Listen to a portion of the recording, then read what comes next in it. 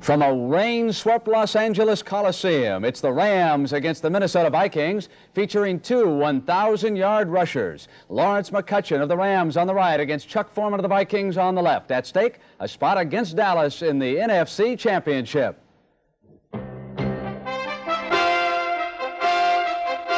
The NFL Today is sponsored by Cotton Incorporated, the fiber company of American cotton producers. Light beer, everything you always wanted in a beer, and less. And by Ford and your Ford dealer, who invite you to see their better ideas for 78, including Fairmont, the Ford in your future. Now from the CBS Control in New York, here is Brent Musburger. Welcome back, everyone. It's the Rams and the Vikings coming up momentarily on CBS. But first, let's go back and set the scene. The first game in the playoffs, Saturday afternoon in Baltimore. It was the Oakland Raiders and the Baltimore Colts. It was the second sudden death overtime. It was Ken Stabler shocking Baltimore with a pass called by John Madden, hitting Dave Casper, and the Raiders advance. Brent, then in Denver, the Broncos led 27-21 after Tom Jackson's second interception late in the fourth quarter. It's now 2nd and 11 at the Steeler 34, and they expect Craig Morton to try to run out the clock, but instead he throws deep in the left corner of the end zone to Jack Dolbin, and a 34-21 Denver victory. And just this afternoon in Dallas, right here on CBS, it was early in the third quarter, and Dallas led 17-zip. The Bears still had hopes, but TD Tony Dorsett dashed those hopes with his 22-yard runoff tackle for a touchdown, which gave him 2 TDs, 17 carries, 85 yards, leading the Cowboys to a 37-7 triumph over the Chicago Bears. And, Phyllis, what that means is that next Sunday at 2 p.m., it will be Oakland and Denver for the AFC Championship game. And at halftime of Los Angeles, Minnesota, we'll bring in our wizard, Jimmy the Greek, to analyze that game for us.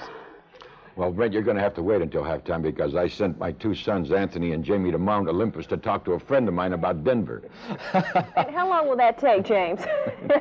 Right now, let's go out to the Los Angeles Coliseum. It is Vin Scully with Alex Hawkins. Vin? Thank you, Brad. Hi, everybody, and welcome to Los Angeles. For 2 years here, the subject has been the drought and the fear of. However, today there is no drought. If anything, we are somewhat at sea under a strong rain. The weatherman says it's going to continue throughout the day. 3 times the Rams and Minnesota met in playoffs. Each time Minnesota won at home, and each time the people in Los Angeles, Alex, kept saying, well, it was Viking weather, it was too cold. This year, the Rams said, we finally get Minnesota in our town, and it comes up raining. They brought their weather with them from Minnesota. They're used to playing this. In fact, didn't they have some strange weather in Tucson? Yeah, even when they went to Tucson to train, which they've been a week, it rained 3 days in practice there. I don't know it'll help them today, though. The condition of the field is very important. We should point out that there was a high school game played here last Saturday night in the rain. And you can see the reflection of the lights on the puddles right in the middle of the field.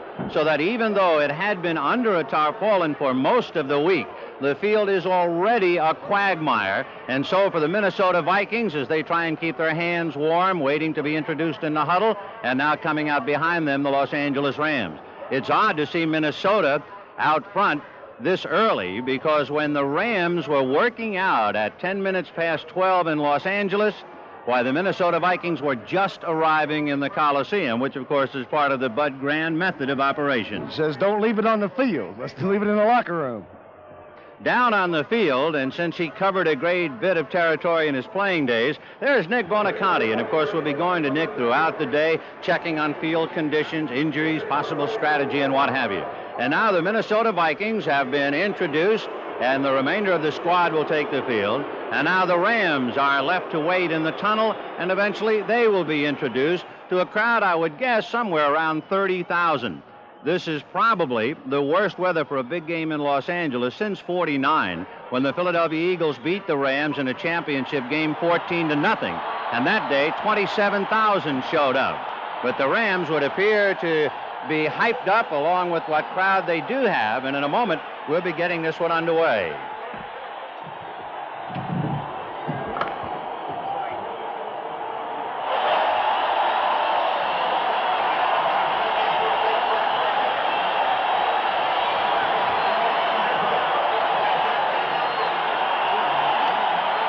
Jack Youngblood, 85. Cody Jones, 76. Jack Reynolds, 64. Isaiah Robertson, 58. So you're looking at the Ram defensive squad right now. There is Pat Thomas and Monty Jackson. In a moment, you'll see number 21, and all eyes will be on him today. That will be Nolan Cromwell, who is playing for the injured Bill Simpson at free safety. So the Rams and the Vikings loosening up and trying to get the feel of the field, and the best way to do it is to just get your nose in the mud because it's going to be that kind of a day. The weatherman tells us that the rain will stay with us throughout the day. In fact, in his words, there are prospects of heavy rains later on during the day. He's been talking about the fact the rain's not only here, but they will stay here perhaps until Wednesday. So pull up a chair. Hope you will stay warm and dry. And we'll see about the Rams and the Vikings. One of the two will be heading for Dallas. The Vikings just came in last night from Tucson, where they practiced for a couple of days. And as Alex mentioned, it rained on them in Tucson, so they got a little wet in the desert. The captain's coming out, Mick Tingelhoff, along with Jim Marshall. And in a moment, they will meet with referee Ben Dreith for the toss of the coin. And we're waiting for the Ram captains, and they come out now with Tom Mack, Jack Youngblood, and Cullen Bryant.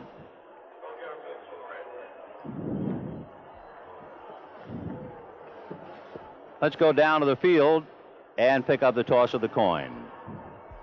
Okay, Minnesota captain, call a coin in the air. Hit. Heads, he calls. It's a tails. Take the ball.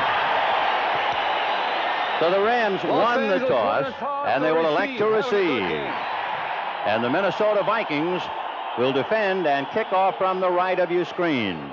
The officials, Ben Dreith, the umpire, Art Dennis, with the head linesman, Burl Toller, then Don Orr, Grover Clemmer, and Charlie Musser.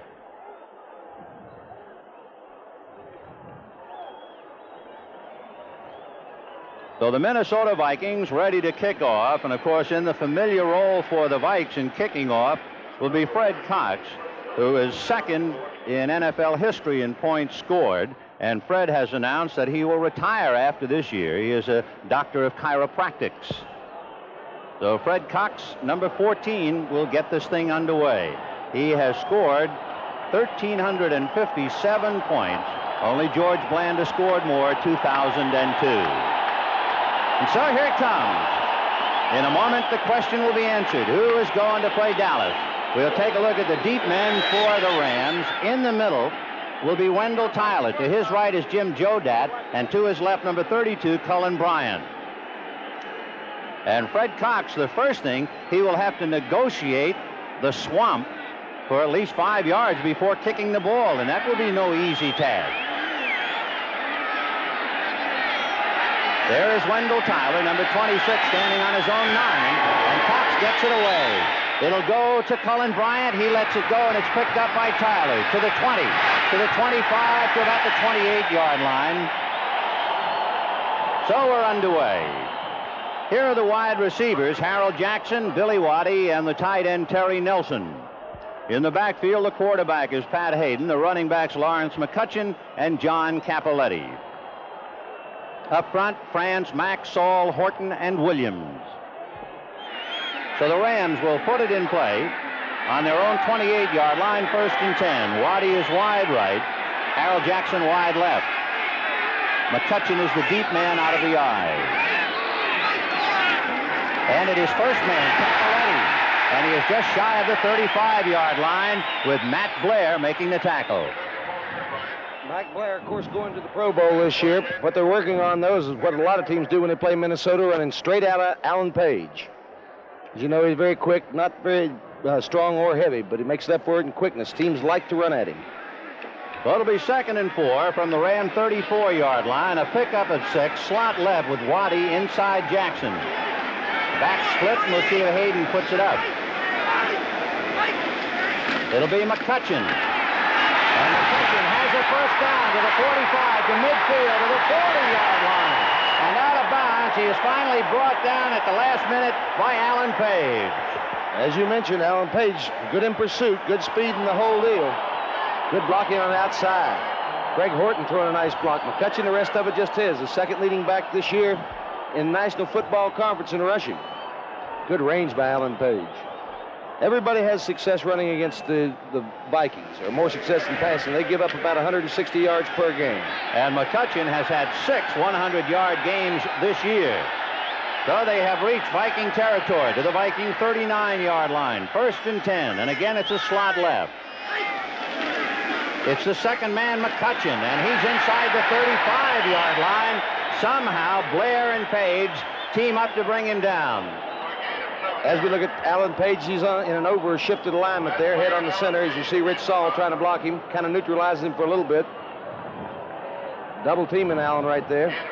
There he is, Alan Page.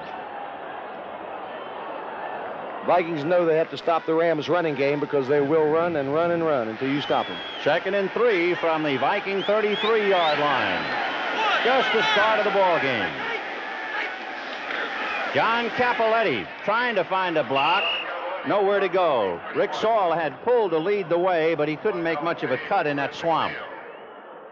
Let's take a look at the Vikings, who will have their nose in the mud right now, with Eller, Sutherland, Page, and Marshall up front. Behind them, Blair, Seaman, and McNeil. At the corners, Nate Wright, Bobby Bryant. And at safety, Jeff Wright and Paul Krause. So the Rams now with a 3rd and 3. The ball is placed on the Viking 32-yard line. And again, the backs are split. McCutcheon is a mass of mud already. And it'll be McCutcheon who'll get muddied again. And he gets just about to the 30, but he still has a ways to go. Jeff Seaman making the tackle. Well, the crowd this early in the ball game saying go for it. Coming in is tight end Charles Young along with Cullen Bryant, and that means they got the big honchos in there, and they're going to go for the first down.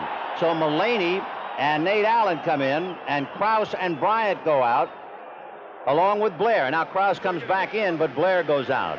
Surprises me a little bit, Ben. Chuck Knox plays it usually straight to the vest, plays percentages. Well, perhaps a tip off. They feel that they can run on Minnesota. Let's see if they can do it. 4th and 1 from the 31. Hayden to McCutcheon, and he is belted. And from this angle, it would not appear he made it. Page and Mullaney teaming up. Jeff Seaman, the middle linebacker, number 50. 6-year veteran and a good middle linebacker. Fills the hole nicely. He's got to know they're going to be running to Alan Page or straight at him in short yardage situations. And the Vikings held as the Rams disdain a field goal attempt, and the Vikings will take over 1st and 10. Rashad, White, and Voigt figure to handle the football from the hands of Bob Lee, with Miller and Foreman doing the running. Miller, of course, is in there for the injured Brent McClanahan. Rashad is wide left and White wide right. And Bob Lee, first play, gives to Foreman, and he runs into a crowd.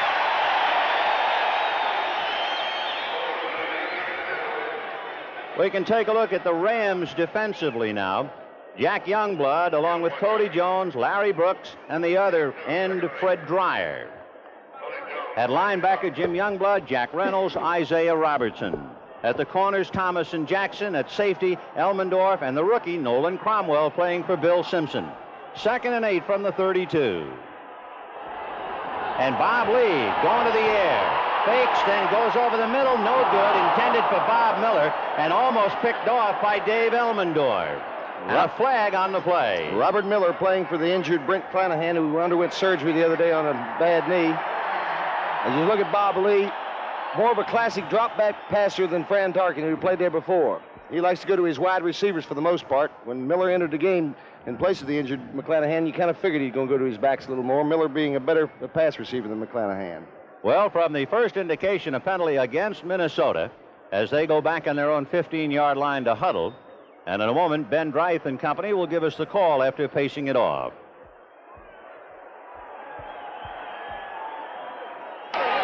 Offensive holding, number 73.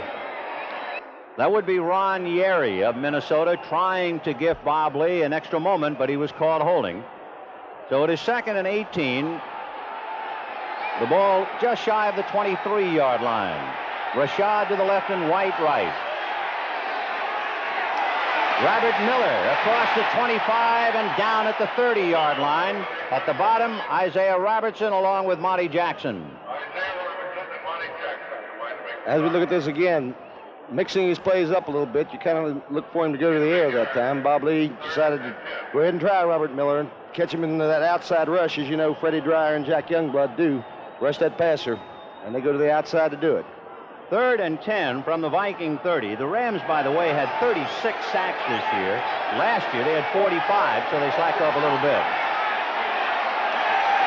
Bob Lee looking to release, goes down the left side, and it's complete to Ahmad Rashad for the first down to the 41-yard line.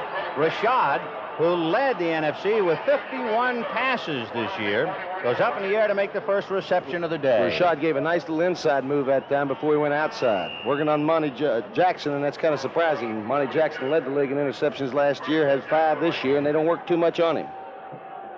So the Vikings first held the Rams on their own 32-yard line, now turn around and pick up a first down on their own 42.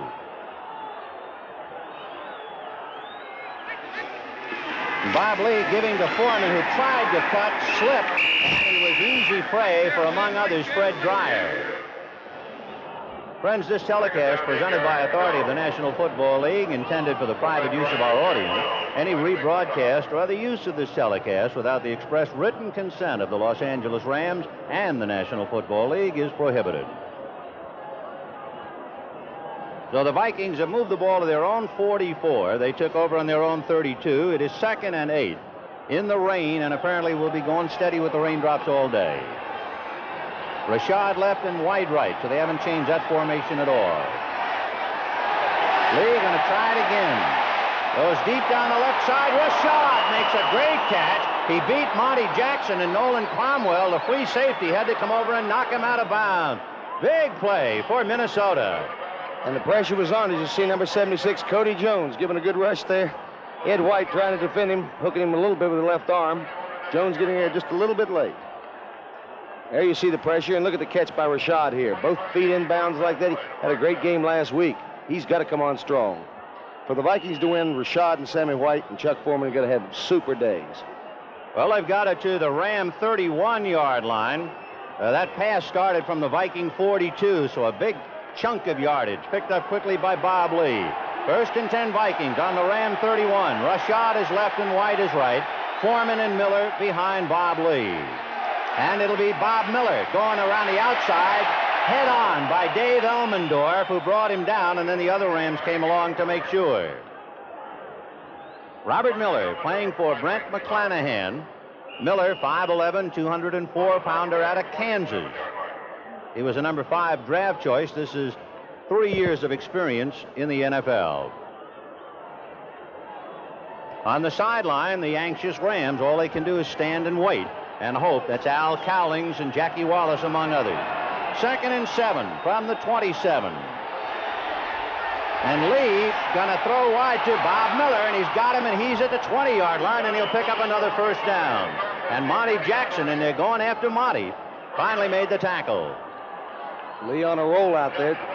You know, for some reason or other, Bob Lee does not want to throw the ball to Chuck Foreman. It's right surprising. In the 4 games he's been a starter for the Vikings, Foreman has only caught 1 pass, but he's not the least bit reluctant to go to Robert Miller. How you explain that, Ben Scully? The only thing I can think of, too, is the Rams know he hasn't thrown to Foreman, so Grant might figure, okay, they're bundled up. The pride of Sewickley, Pennsylvania, Mr. Chuck Knox, in his 5th NFC title. By the way, the Rams are the only team in the NFL to go undefeated at home this year. They were 7-0. In fact, they allowed only 45 points here at the Coliseum with 2 shutouts over Philadelphia and Tampa Bay. However, the Vikings are after him here in the opening minutes with 7:11 to go in the first quarter. Foreman trying to angle through, but you just can't make that kind of a run. And standing on the sidelines, Alex, is one of the secondary stories of the game, Joe Namath. And may not be before the game's over. If something should happen to Pat Hayden, don't be surprised if you see him in there.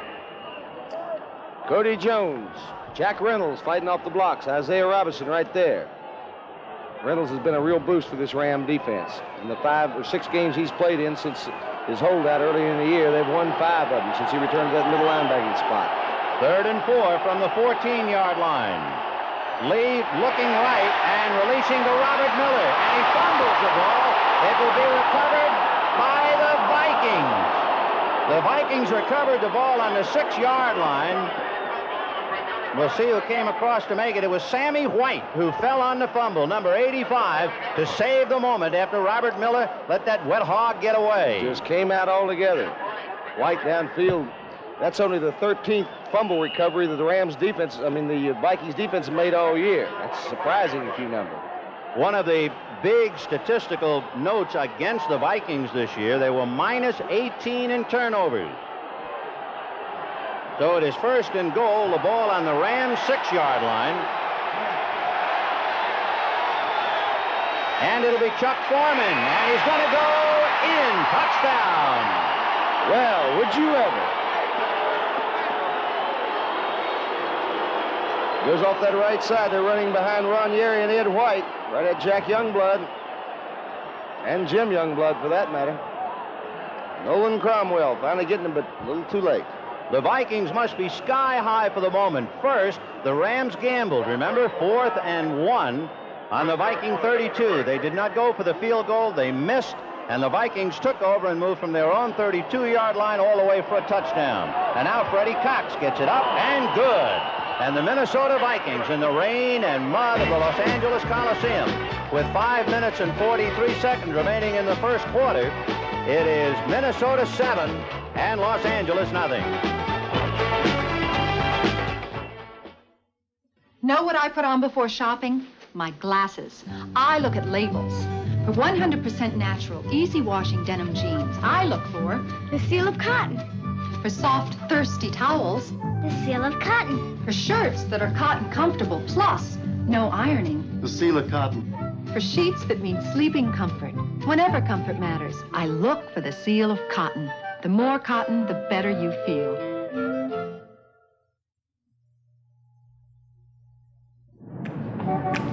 When you order a beer, do like Smoking Joe. Order light beer from Miller and say no more. It's got the third less calories than the regular beer. Light tastes great, y'all, but listen here. It's not the thing that makes me shout. Light's less filling, hey, that really knocks me out.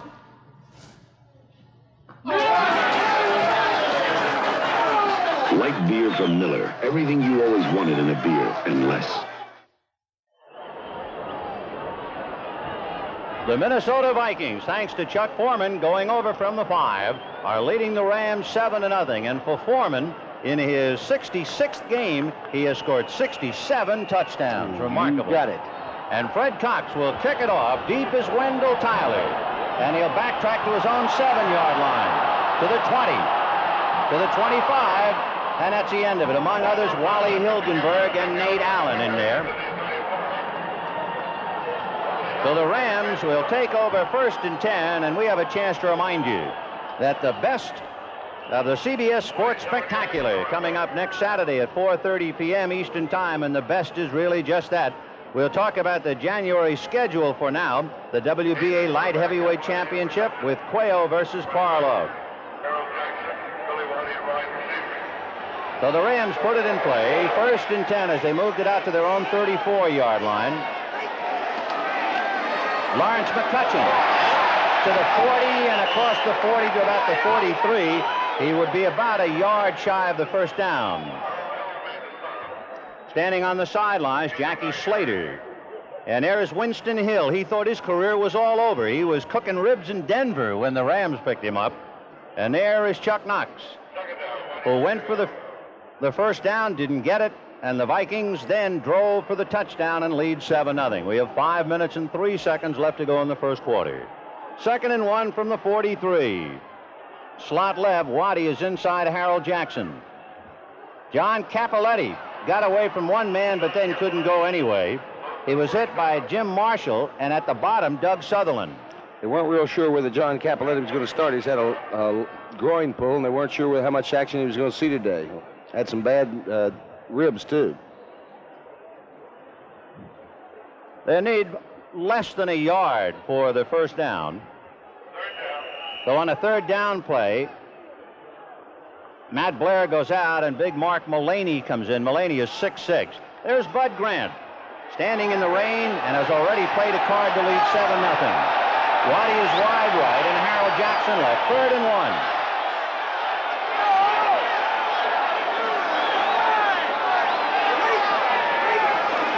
They go to Chuck Foreman. He goes outside, picked up the first down. Brought down by Jeff Wright, number 23, and Nate Wright.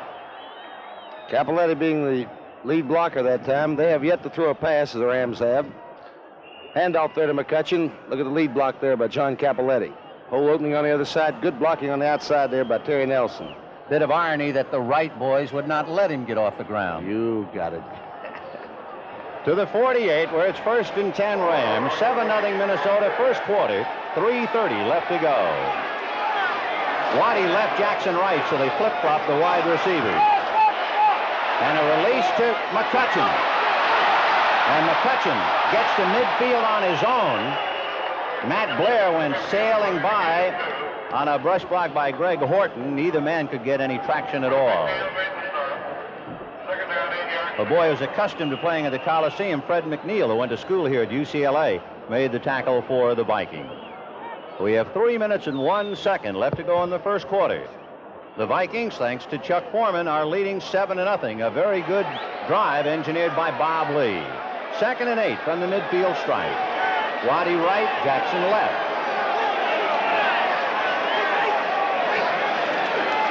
And McCutcheon is belted by Doug Sutherland, who hit him just before he got to the line of scrimmage and really laid a lick on him. You don't, he's a stay-at-home player, Sutherland is, and you don't hear a lot about him, but he plays that position, he gets to run pretty well. There's reading there. I think it was a missed assignment. He went unblocked altogether that time. Jeff Seaman coming in on top. Waddy in a slot left inside Jackson.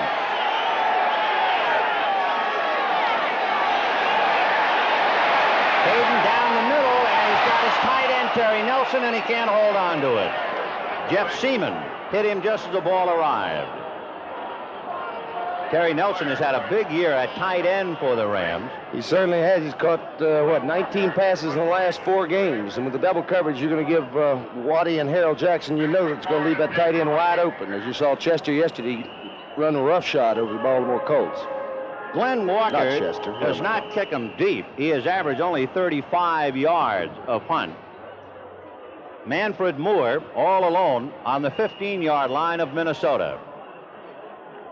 Walker played his collegiate days here. There's Manfred Moore, who went to USC, as did Walker. So one Trojan will be kicking to another. That was McNeil sailing in, but not able to get a piece of the ball. A fair catch by Manfred Moore, almost hit by Cullen Bryant and Jim Jodat. It was almost a delayed fair catch, and he almost got bumped because of it. A 31-yard punt, no return, 7-0 Minnesota, 1:51 in the first quarter. America's best-selling new car in history, the new Ford Fairmont. What's behind Fairmont's success? Fairmont's roominess, more room for the money than any other car. Fairmont's mileage, highest EPA mileage rating of any midsize car. Fairmont's price, lowest sticker price of any midsize car. Test drive America's best-selling new car ever at your Ford dealer, where the better ideas keep coming. MGM presents Telephone. Code name for a top-secret plan for total destruction, triggered by a simple telephone call. A deadly chase across 2 continents that will lead this man and this woman into incredible danger and plunge them and you into the most explosive motion picture of the year. Charles Bronson, Lee Remick, Telephone, rated PG, coming this holiday season to theaters nationwide. Well, now we know where the Sun is. It's in El Paso, Texas for the Sun Bowl. Next Saturday, 1:30 p.m. Eastern, Stanford versus LSU, and Burt Reynolds. Who could ask for anything more? My guy. Semi-tough and semi-talented. John Capoletti. Standing on the sideline now as the Vikings go to work. 1st and 10 from their own 17. And Lee will pass on 1st down, and he's going deep. Intended for Sammy White. Off the hands of Pat Thomas, who is defending.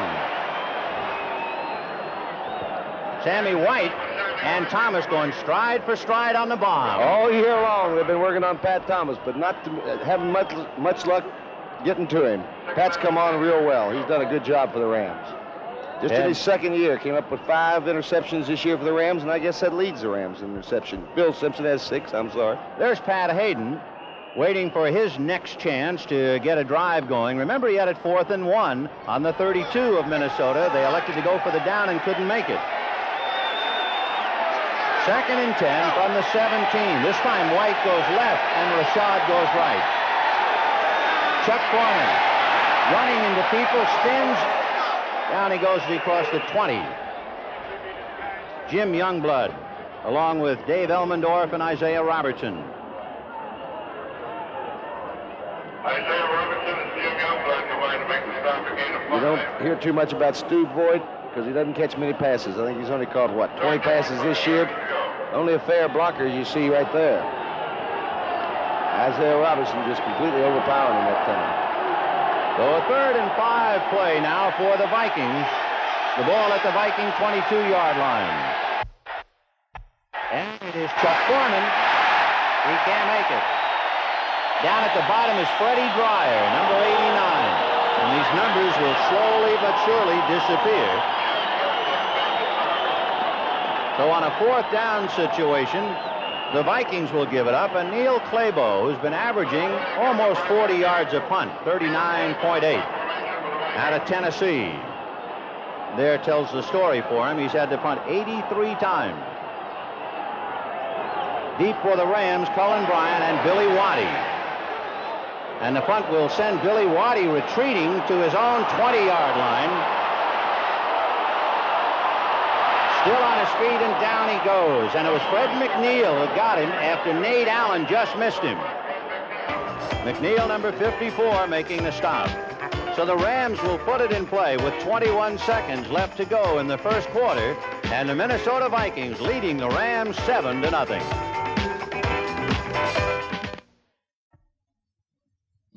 You're the one, you quarter-pounder people. My dad's a policeman. My dad's a fireman. Oh, yeah, well, my dad's a quarter-pounder person. You're the one, you quarter-pounder people. Okay, Johnny. That's 102 and a quarter pounds. Where'd you pick up that extra quarter? McDonald's Quarter Pounder and Quarter Pounder with cheese. A big quarter pound of juicy, lean, 100% beef on a sesame seed bun. A Quarter Pounder person knows there's just one Quarter Pounder and just one place to get one. A Quarter Pounder person has a smile a mile around. There's lots of Quarter Pounder people. Just one place they can be found. You know how I first knew I was a Quarter Pounder person? Every day at 12 o'clock, I turned into a McDonald's. At McDonald's, Quarter Pounder people, we do it all for you. A savage invasion brings terror to a peaceful town. Claudican stars, tarantulas, the deadly cargo. Wednesday at 9, 8 Central and Mountain. Boy, what a show we have for you on tap. Monday, January 2nd, 2 p.m. Eastern Time, the Cotton Bowl. Undefeated Texas with Heisman Trophy winner Earl Campbell, among others, against Notre Dame, 10-1. Boy, don't miss that one. The Rams now putting it in play, 1st and 10 from their own 22. Hayden has Capoletti and McCutcheon. Jackson is right and Waddy left. Capoletti goes by Carl Eller and grabbed there by Nate Wright. Harold Jackson was trying to push Nate Wright out of the play, but he couldn't do it. Capoletti should have gone inside that time. Hesitated making his cut. You can't make them as well, though, on that slippery field. Even though they are wearing mud cleats, which are a good deal longer, between a quarter of an inch and a half an inch longer than the regular cleats. And I'm sure that Bud Grant has not changed his footwear at all. He doesn't change anything. Well, the quarter has run out. The Minnesota Vikings striking early, leading the Los Angeles Rams 7-0.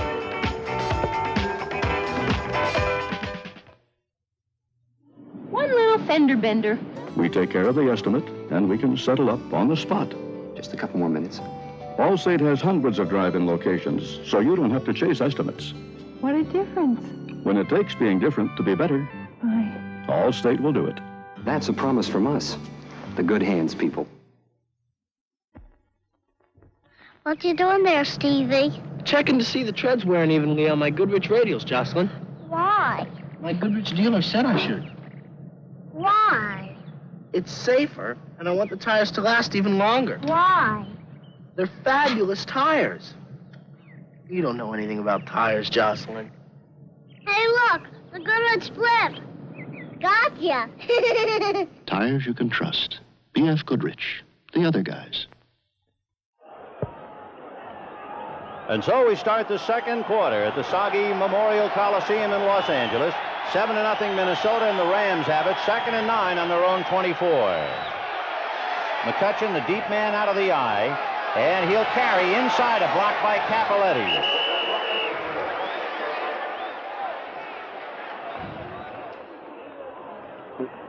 One of the most durable backs in NFL history, I guess. 12 years, Tom Mack, number 65. He has never missed a game. He's been a starter since his rookie season. Doing a good job on Alan Page right there. He will eventually pass the all-timer in Ram history, Merlin Olsen, who played in 198 straight. 3rd and 5 from the 28-yard line. Waddy is right, Jackson left. The back split. Hayden, most of the time, passes out of this formation. And the backs both flare out. Harris throws to Capoletti, and he can't make it. So both backs came out, and that was the plan, to throw to one of the two, and he went to Capoletti. Matt Blair was there to defend. Boy, you got to hand it to these Vikings. When it comes playoff time, they are tournament tough, aren't they? One of the things that Chuck Knox has had to contend with all week in Los Angeles, for that matter maybe 2 weeks, is the constant talk about the Rams and will they beat the Dallas Cowboys. And Knox keeps saying, as far as I'm concerned, Dallas doesn't exist. It's the Minnesota Vikings. And how true that is. You got to get by today to get to Dallas. Glenn Walker will be punting from his own 15-yard line. Manfred Moore standing on his 35. Walker hangs it, but very short. The ball hits on the Viking 45, takes a Ram bounce inside the 35, and it'll be down at the 31. So though the kick didn't travel very far in the air, nevertheless, he got it down to the 31-yard line of Minnesota. So the Vikings will put it in play 1st and 10 from their own 31, 13:59 to the half. Yeah, Buck. I just went to another bar and asked for light beer for Miller. Yeah? They said, sorry, Buck, we don't have it. They didn't have it? No. I don't want some beer that's going to fill me up. No. I want light. Tastes great. Right. Has a third less calories than a regular beer. Yeah. And, man, it's less filling. You think I'm going to the other bar again? No way. From now on, the buck stops here. Light beer from Miller. Everything you always wanted in a beer, and less. Sir, what's the hurry? Going to rent a car. Oh, well, you don't have to run. Gotta run. Oh, no, if you had an Avis Wizard number, you could walk. Walk. Call toll-free and let our Wizard system do the running. Just show a major credit card, license, sign, and get the car. I don't have to run through airports? Not with Avis. I can walk through airports. We try hard, Avis, we don't know another way. I'm walking through airports. You may be looking at an answer to tomorrow's food shortages. A natural protein that grows indoors, developed by the people of Phillips Petroleum. Once processed, this protein can be used to help feed livestock. So millions of acres now needed to grow food for animals can be used to grow food for people instead. Helping prevent tomorrow's food shortages while we make fine products for your car. That's performance from Phillips Petroleum, the performance company.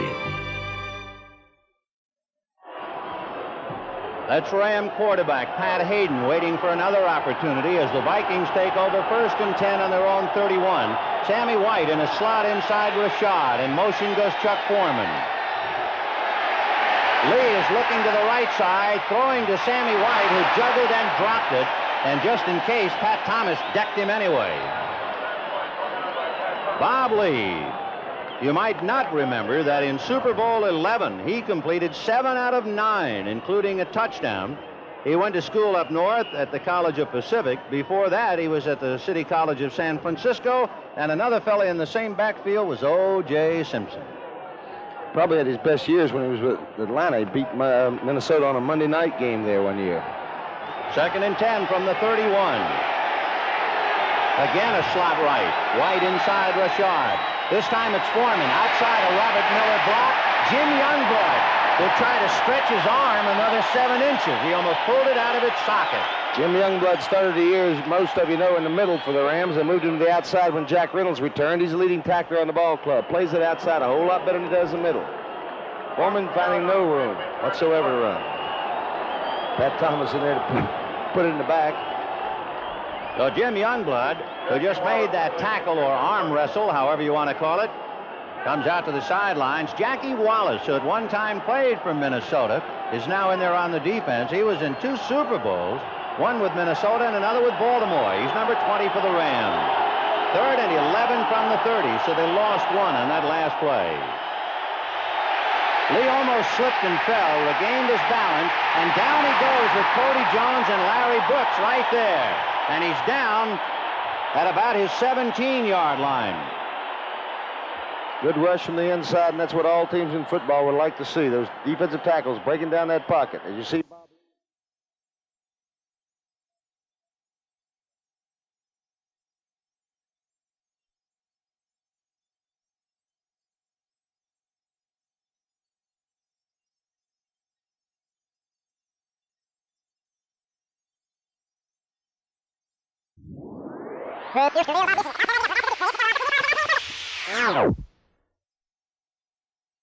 line. good rush from the inside, and that's what all teams in football would like to see. Those defensive tackles breaking down that pocket. As you see Bob Lee in retreat there. Cody Jones, number 76 there. Larry Brooks, number 90. There's Ahmad Rashad open on a play. As you saw, Monty Jackson fell down. Didn't have time. Good inside rush there by the Rams. Neil Claybo will be kicking from inside his 10-yard line. Deep is Billy Waddy. And Claybo will get it off, and Billy Waddy will field it on the Ram 41 to the 45 and to about the 47 or 48. He was trying to get a block from Phillips or Scales. He couldn't quite position him, and he had to go down. So the Rams will put it in play. 1st and 10 on their own 48-yard line in the rain in Los Angeles. Minnesota 7, Los Angeles nothing.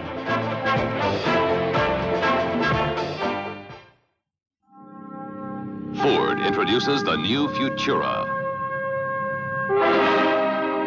A dramatic combination of styling and technology for 1978 and beyond.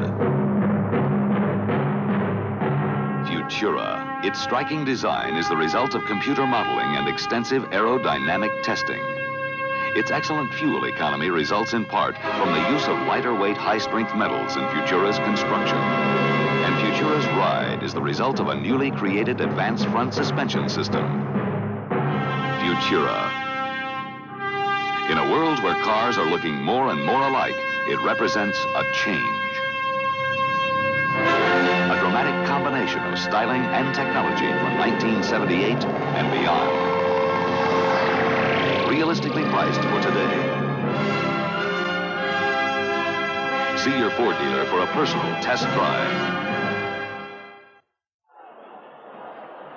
What a way to start the new year. Next Sunday, January 1st, the NFC Championship game. The Dallas Cowboys at home entertaining the winner of this one. And it will all start with the NFL today at 5 p.m. Eastern.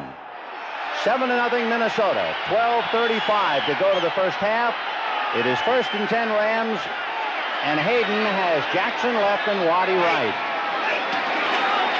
Play-action fake to Capoletti, throwing to McCutcheon, and it was overthrown. McCutcheon barely got his right hand on the ball. Good rush on Hayden that time. Doug Sutherland came back, put good pressure on him, made him release the ball a little hurried. Overthrew his mark considerably. Is now 1 for 4, and the Ram passing game has picked up a total of 3 yards, while Bob Lee is 5 for 7 for 57, as we see Jack Youngblood sitting on his helmet, chewing gum, and waiting. He's setting some duck blinds down in Florida like that before, and weather just exactly like this. Right at home. 2nd and 10 from the 48. McCutcheon inside, a good block by Rich Saul. Saul put a good block on Alan Page, and McNeil and Seaman had to make the tackle as he got across midfield. Good adjustment that time by Rich Saul. You see Page taking inside rush there. Rich Saul making the adjustment and hooking him right on in. You see the lead blocker coming by through there. Nice job, Rich Saul. You've done good. Out of Michigan State, a veteran of 8 years. So it is 3rd and 4 for the Rams. They've moved the ball to the Minnesota 46-yard line. Harold Jackson wide left, Billy Waddy right. And again, they split the backs. We'll see if they stay in the block or release. They both go out. Hayden down the middle and over through. Terry Nelson slipped and went down as he was wide open as he slipped. Say he's been hot the last 4 weeks. They got to go to him more and more. They're using that double coverage. Look at the linebacker working on him. Matt Blair trying to hold him off there. He's wide open there, but he just can't keep his feet. That's a quagmire down in the middle of the field. Ball thrown slightly behind, and as Terry Nelson tried to jam on the brakes, of course, you saw what happened. Glenn Walker will be punting now, and standing deep, Manfred Moore, and hold everything. The Rams are indicating it is against Minnesota and against Alan Page, and if so, the Rams will keep the ball on a very important offside penalty. There you go. They had the block on, I suppose, that time. I can't imagine why Alan Page would try to rush it that much if it wasn't. That's wrong and you know it. Defense encroachment. First down. So Alan Page, 11 years in the league, embarrassed, and you don't embarrass him very often, but it's a big play. And Page caught with a hand in the cookie jar, and the Rams take over. 1st and 10 on the Viking 41. Waddy is left, Jackson right.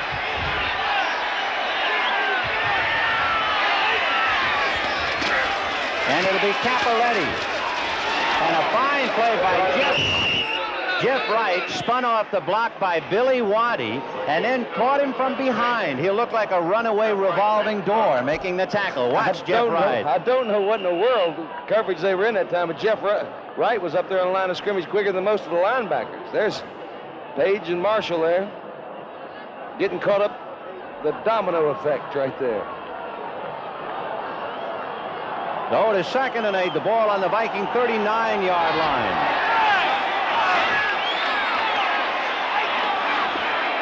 Lawrence McCutcheon, following Tom Mack, gets across the 35-yard line. Horton, Mack, and Capoletti were all moving on that, and it was Blair and Seaman who had to finally come up and wedge it down. What can you say about Lawrence McCutcheon? Look how he keeps his feet. He's running like it's a dry turf down there altogether.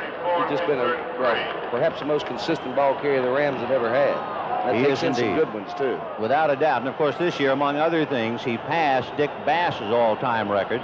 McCutcheon, for his career prior to today, rushed for over 5,500 yards in 5 years.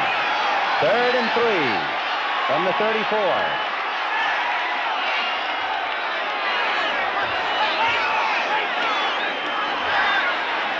Both backs have released, and the pass goes to the tight end, Terry Nelson, at the 30, to the 25, to the 20, and is wrestled out by Matt Blair. And that will be the 1st down, and so that offside or encroachment penalty charged against Alan Page has now become a very big play. Yes, sir, and that's who they're going to have to go to, Terry Nelson. You see him, number 83, been a good, dependable receiver, just never got the playing times as Bob Klein's been playing the last few years before he's traded to San Diego. Nelson has been coming on strong for the Rams. What they're doing with speed like Waddy and Jackson, you just cannot allow them one-on-one coverage, and they're putting linebackers on him, and you just can't do it.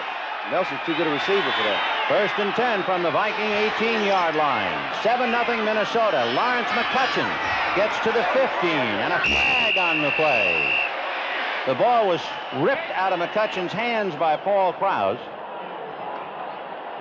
There might, I think, is going to be against the Rams for holding. That's the preliminary signal. That's what it is. Tom Mack throwing a little mud. It might have been on him. Let's wait and see.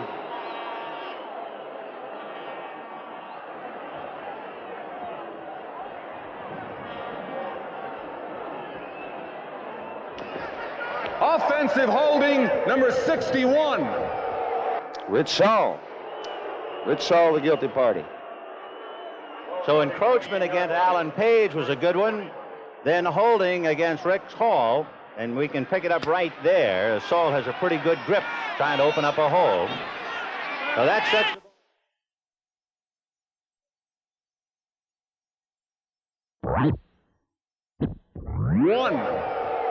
Rich Saul. Rich Saul, the guilty party. So encroachment against Alan Page was a good one. Then holding against Rick Hall, and we can pick it up right there. Saul has a pretty good grip trying to open up a hole. So that sets the ball back to the 28-yard line. 1st and 20. Slot left. Waddy inside Harold Jackson. Play action fake to McCutcheon. And they build up a screen to Terry Nelson. John Williams blocking in front of him, and he's caught from behind, gets away from Alan Page, and goes out of bounds at the 8-yard line. Page had him back on the 12, but he got away from him. Good imaginative call there by Pat Hayden. Gracious me, let me see if I can get it right. Tight end screen. Look how he follows his blocking there, too. Breaking the tackle there. Excellent balance right there. Didn't even break him off stride. Look at the shot he took right there on the sideline. It might have been the mud to help because Alan Page had him and just slithered right down his body and couldn't get a grip. Page all over the field today, isn't he? He sure is. Of course, when Alan comes back here, he has known some great battles in his collegiate career in the Coliseum when he went to Notre Dame. And, of course, every Viking who's been around has gone head-to-head with the Rams. So the ball is down to the 9. Where it is 1st and goal.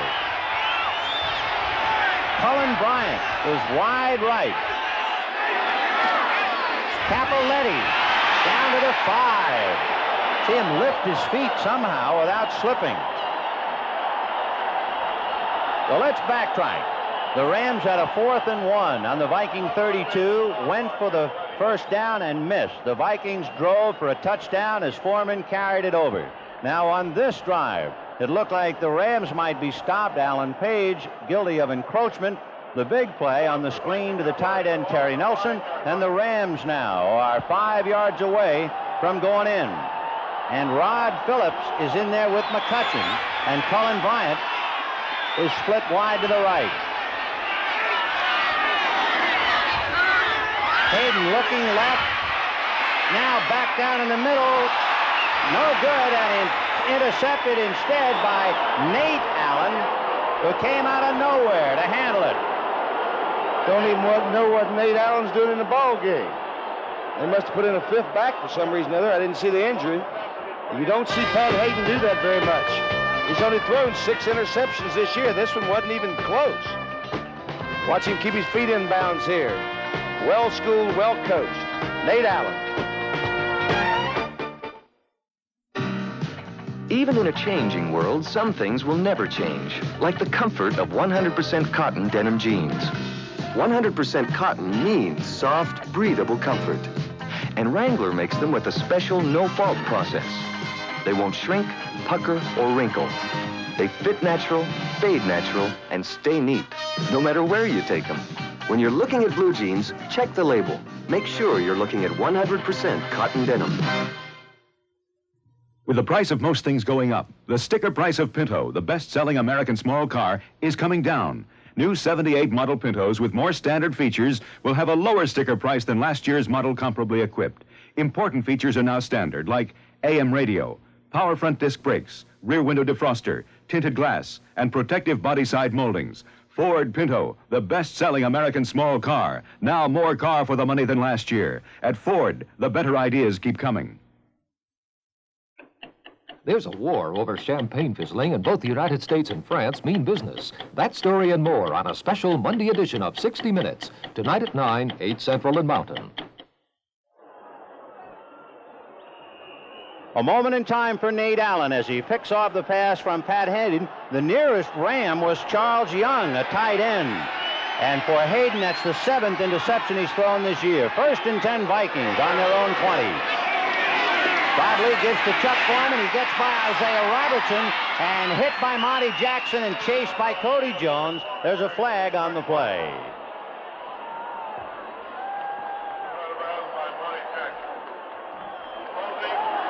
And the holding will go against Minnesota. Would you say the second guess will be up, Hawk, a little bit on Hayden putting the ball up in the air when the Rams had run so well? Yes, sir. They sure will be. You don't see Pat Hayden throw that kind of ball too Offensive often. holding, number 78. Steve Riley, who has been playing excellent ball for Minnesota all year.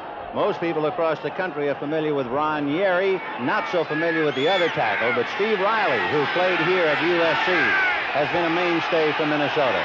First and 20 from the 10. In motion goes Robert Miller. And there goes Chuck Foreman. Foreman tied up by Jack Reynolds, who's down at the very bottom of the pile, number 64, who, by the way, did not play for the Rams until October the 24th. And in those 6 games in which he started, the Rams won 5 of the 6 as Chuck Knox watching Chuck Foreman and company trying to hold on to the ball. 7-0 Minnesota. And a big interception by Nate Allen, stemming the tide of what appeared to be a Ram drive for a touchdown. 2nd and 15 from the 15. Chuck Foreman. Pretty hard to get any traction in the mud.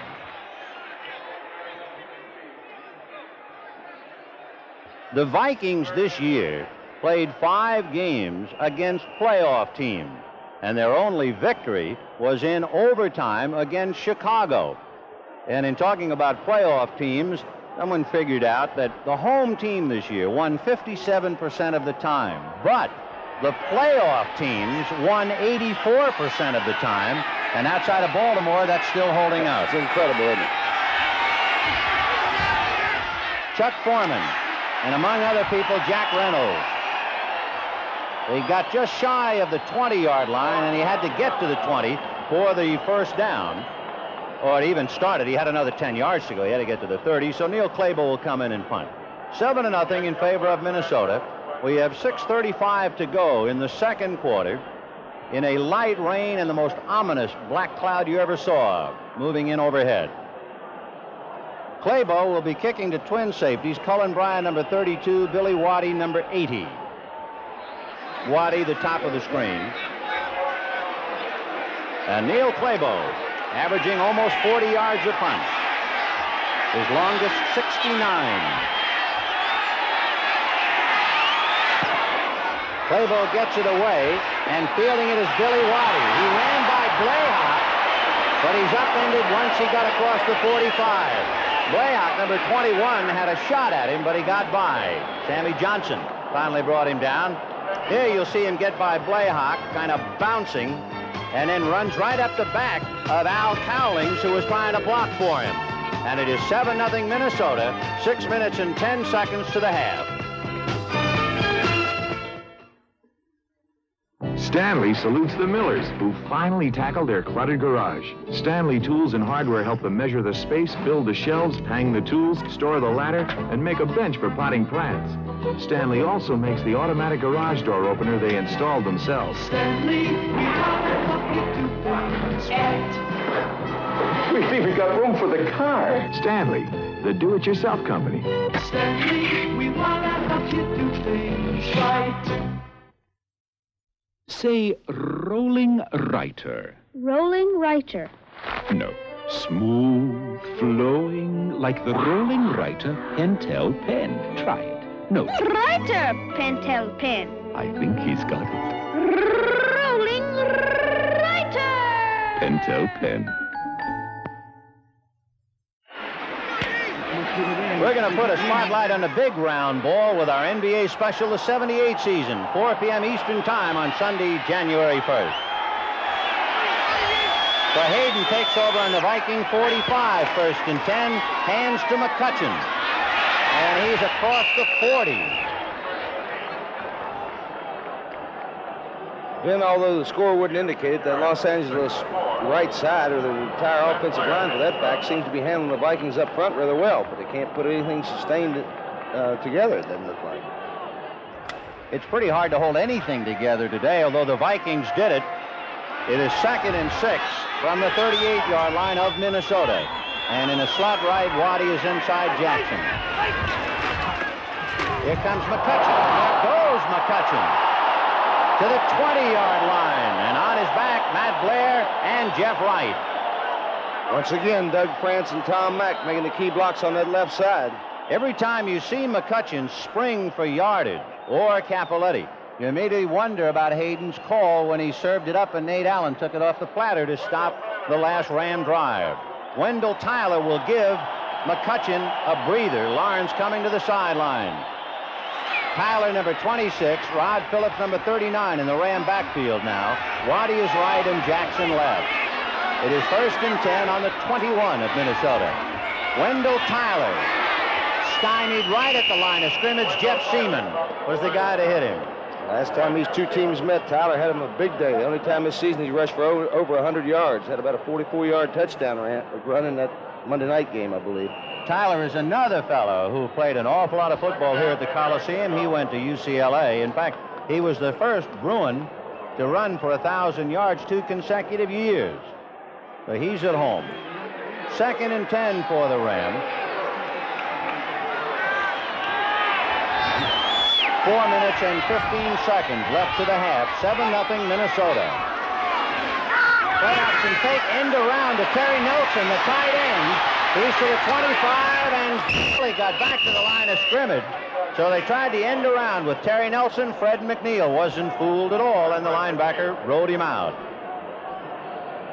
Once again, kind of an unusual play in a situation like that. Running straight at the Minnesota team, they've had a lot of success. Now to come up with an end around play like that, you have to wonder about that. They're going away from their basic pattern of just good fundamental football. And of course, imagine a big tight end trying to make a cut on an end around. On a slippery turf, that's right. Looks like the Moors from the Hounds of the Baskerville. As we go 3rd and 10 from the Minnesota 21. Wendell Tyler on a wing on the left side. Rod Phillips all alone in the backfield, and Hayden going to put it up. And he goes to his big tight end, and Nate Allen is right there to wrestle him to the ground after Terry Nelson made the reception. So the line of scrimmage was the 22. And after an end around by Nelson and a completed pass to Nelson, they have just about picked up 2 yards. So it is 4th down and 4. Raphael Septien out of Mexico City in southwest Louisiana. He is 18 for 30 in field goals. He will be asked to kick the ball from the 23. That would make it a 33-yard field goal, and he is 5 out of 6 in this range, as you see.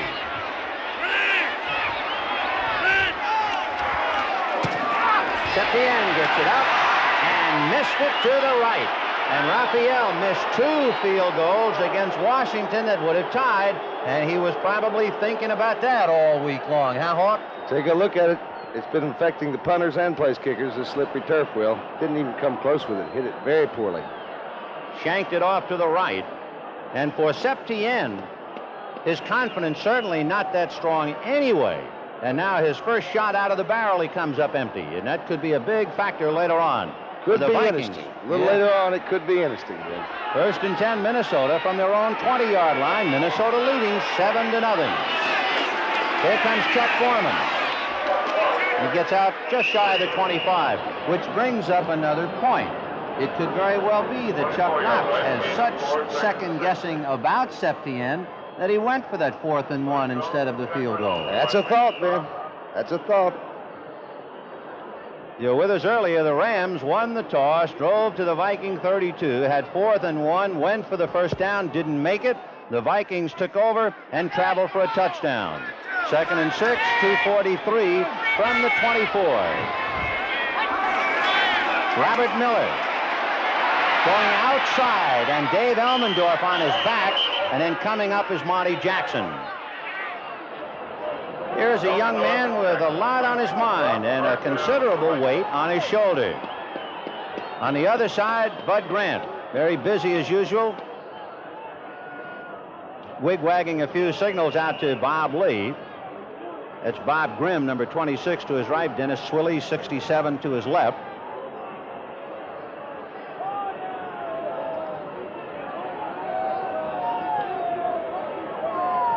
Now Bob Lee apparently not sure of all that wig-wagging as he goes to the sidelines.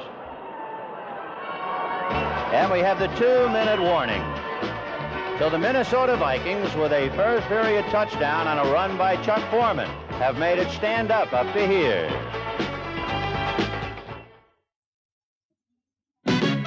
Winning throughout the nation as Hertz the superstar. We got the winning combination. Super people, super cars, making that extra effort to meet your special needs.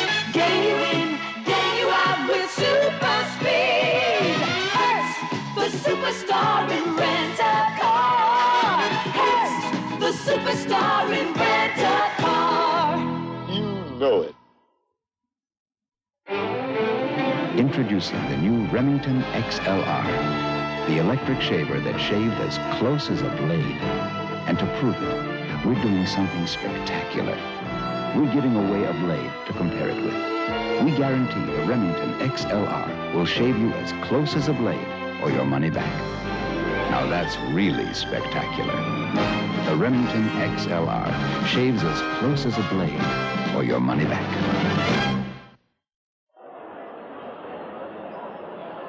That's success running against Brooks and Dreyer. Brooks, one of the better tackles in football. Ordinarily, you see him running away from him, rather.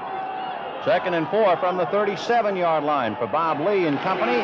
Chuck Foreman tried to go out, then came in. Isaiah Robertson got him from behind, and down he went. Meanwhile, as you can see, the numbers are changing because of the running game. 1:15 left to go to the half.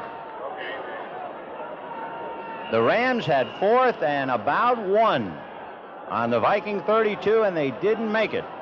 And the Vikings, thusly inspired, marched for a touchdown, and that's the story. The Rams had another chance, and Pat Hayden went into the end zone with a pass, I think intended for Charles Young. Young was about 5 minutes away from the pass by phone, and it was caught by Nate Allen. 3rd and 3 from the 37. Robert Miller. Ed White, number 62, tried to pull and lead the attack. You just can't get any traction. And we're down to 31 seconds to the half. Minnesota 7 and Los Angeles nothing. Bob Lee against Pat Hayden. How much chance did you give the Minnesota Vikings when Fran Tarkington went down of making the playoffs? And remember that the Rams beat them 35-3 right here in October. The coaches, Bud Grant, he's won 107 games in his career. Chuck Knox 54, and Minnesota decides why gamble. Bob Lee leading 7-0, playing with house money right now, so he lets the sands run out. So the Minnesota Vikings have a big touchdown in the mud and rain of Los Angeles, thanks to a 5-yard burst by Chuck Foreman. And that tells it at halftime, Vikings 7, Rams nada. The Ford in your future is coming. The new Ford Fairmont. A new car designed for today and the years ahead. Fairmont's combined city highway mileage rating is within 2 miles per gallon of a little VW Rabbit. Yet it has almost 90% of the interior room of the Chevrolet Impala and excellent all-around visibility. And Fairmont base sticker prices for 2 doors, 4 doors, and wagons will be surprisingly low. Test drive Fairmont October 7th. Fairmont, the newest, better idea from Ford. Around Sunnyside, Utah, it's hard to believe there could ever be too much water. But at Kaiser Steel Corporation's coal mines, they pump out 3 million gallons a day, using submersible pumps by Flight, the pump people of ITT. Some water from the ITT pumps is used to keep down coal dust. But most of the water is saved for the town. Around Sunnyside, there's never enough. Here's to good friends. Here he comes. Tonight is kind of special. Hey, we almost gave up and sent out for pizza. Sorry. All I could get were lobsters and Lowenbrow. All I could get were lobsters and Lowenbrow. Well, it's the last party of the summer. I figured I'd shoot the word. When you want the taste of a truly great beer, tonight, let it be Lowenbrow. Well, like the song says, here's to good friends. Dad, you have got to get me out of here. Talk to Senator Griswold. After all, you paid good money for him. Tuesday, the MASH crazies are driving Winchester mad. Then it's a special birthday for Ann. 36 is the time life really begins. So forget your wrinkles and keep up your chins.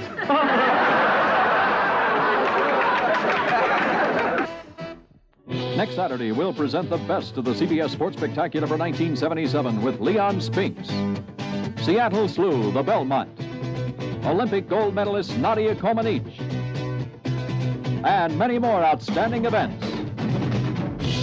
Be sure and be with us for the best of the CBS Sports Spectacular. Next Saturday at 4:30 p.m. Eastern, 3:30 Central and Pacific.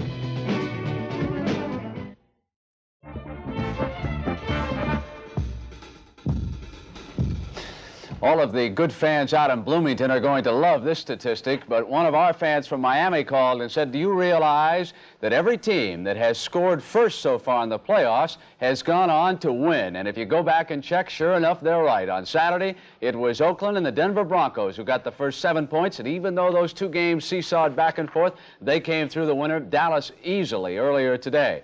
Let's bring in Jimmy the Greek now and check up on next Sunday's AFC Championship game. Jimmy, how do you analyze a very rough contest? There's no question about it. I'm sure that everybody out there knows that this is a toss-up practically. But, I mean, the speed really in this game is about even. The whole thing about Stabler over Morton, but Morton definitely had to impress you with the tenacity that he showed in the Pittsburgh game. You know, when you put good people around somebody, of course, I guess it's pretty good. The defensive secondary has to go to Denver because Oakland is hurting, plus the fact they've got Wright and Thompson there, and they're super ball players, plus the fact they made the Super Bowl, rather the super game after the Super Bowl. The linebackers, Granishar and Tom Jackson are real great. The offensive line, I mean, I've got to give it to Oakland because of Upshaw and Sale, but really it definitely will be negated in some way because of the defensive of Denver. Davis and Egan, Davis and Egan definitely are a good running team, you know, but they're just an edge over Armstrong and company. The kicking game, the guy by just the nose because Turner is so good, you know, on the other, on field goals. And don't forget that they're at home, you know, but Denver has never beaten, you know, Oakland at home since Al Davis has been around, you know. So consequently, because we have to make somebody favorite and somebody has to win, we're going to make Oakland just a very slight favorite, like a field goal. All right, Jimmy, you've got Oakland rated a field goal better than Denver. And again, that will be the first championship game next Sunday. And that is going to start at 2 o'clock. And we might as well tell you that NBC will carry that. We'll have the second game. We'll start at 5 o'clock here on CBS. Now, we're going to be back. We're going to interview the commissioner of the NFL, who will be standing by live out in Los Angeles. We'll see highlights. And then Phyllis George will take us back down inside that victorious Dallas locker room for an interview with running back Robert Newhouse. All that coming up on CBS is...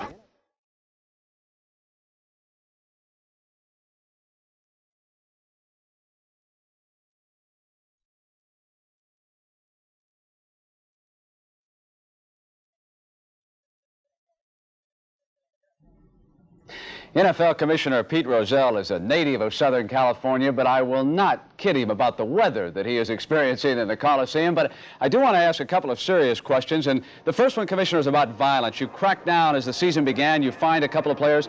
Are you satisfied now that you have reduced the amount of violence in the National Football League?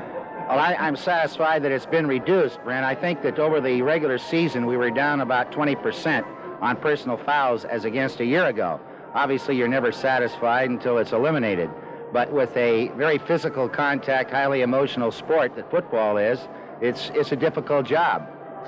Commissioner, you have recently negotiated the largest contract in the history of television for anything, sports, movies, or situation comedies. You've got some more games in prime time. Are you at all concerned that you may be overexposing the National Football League on television?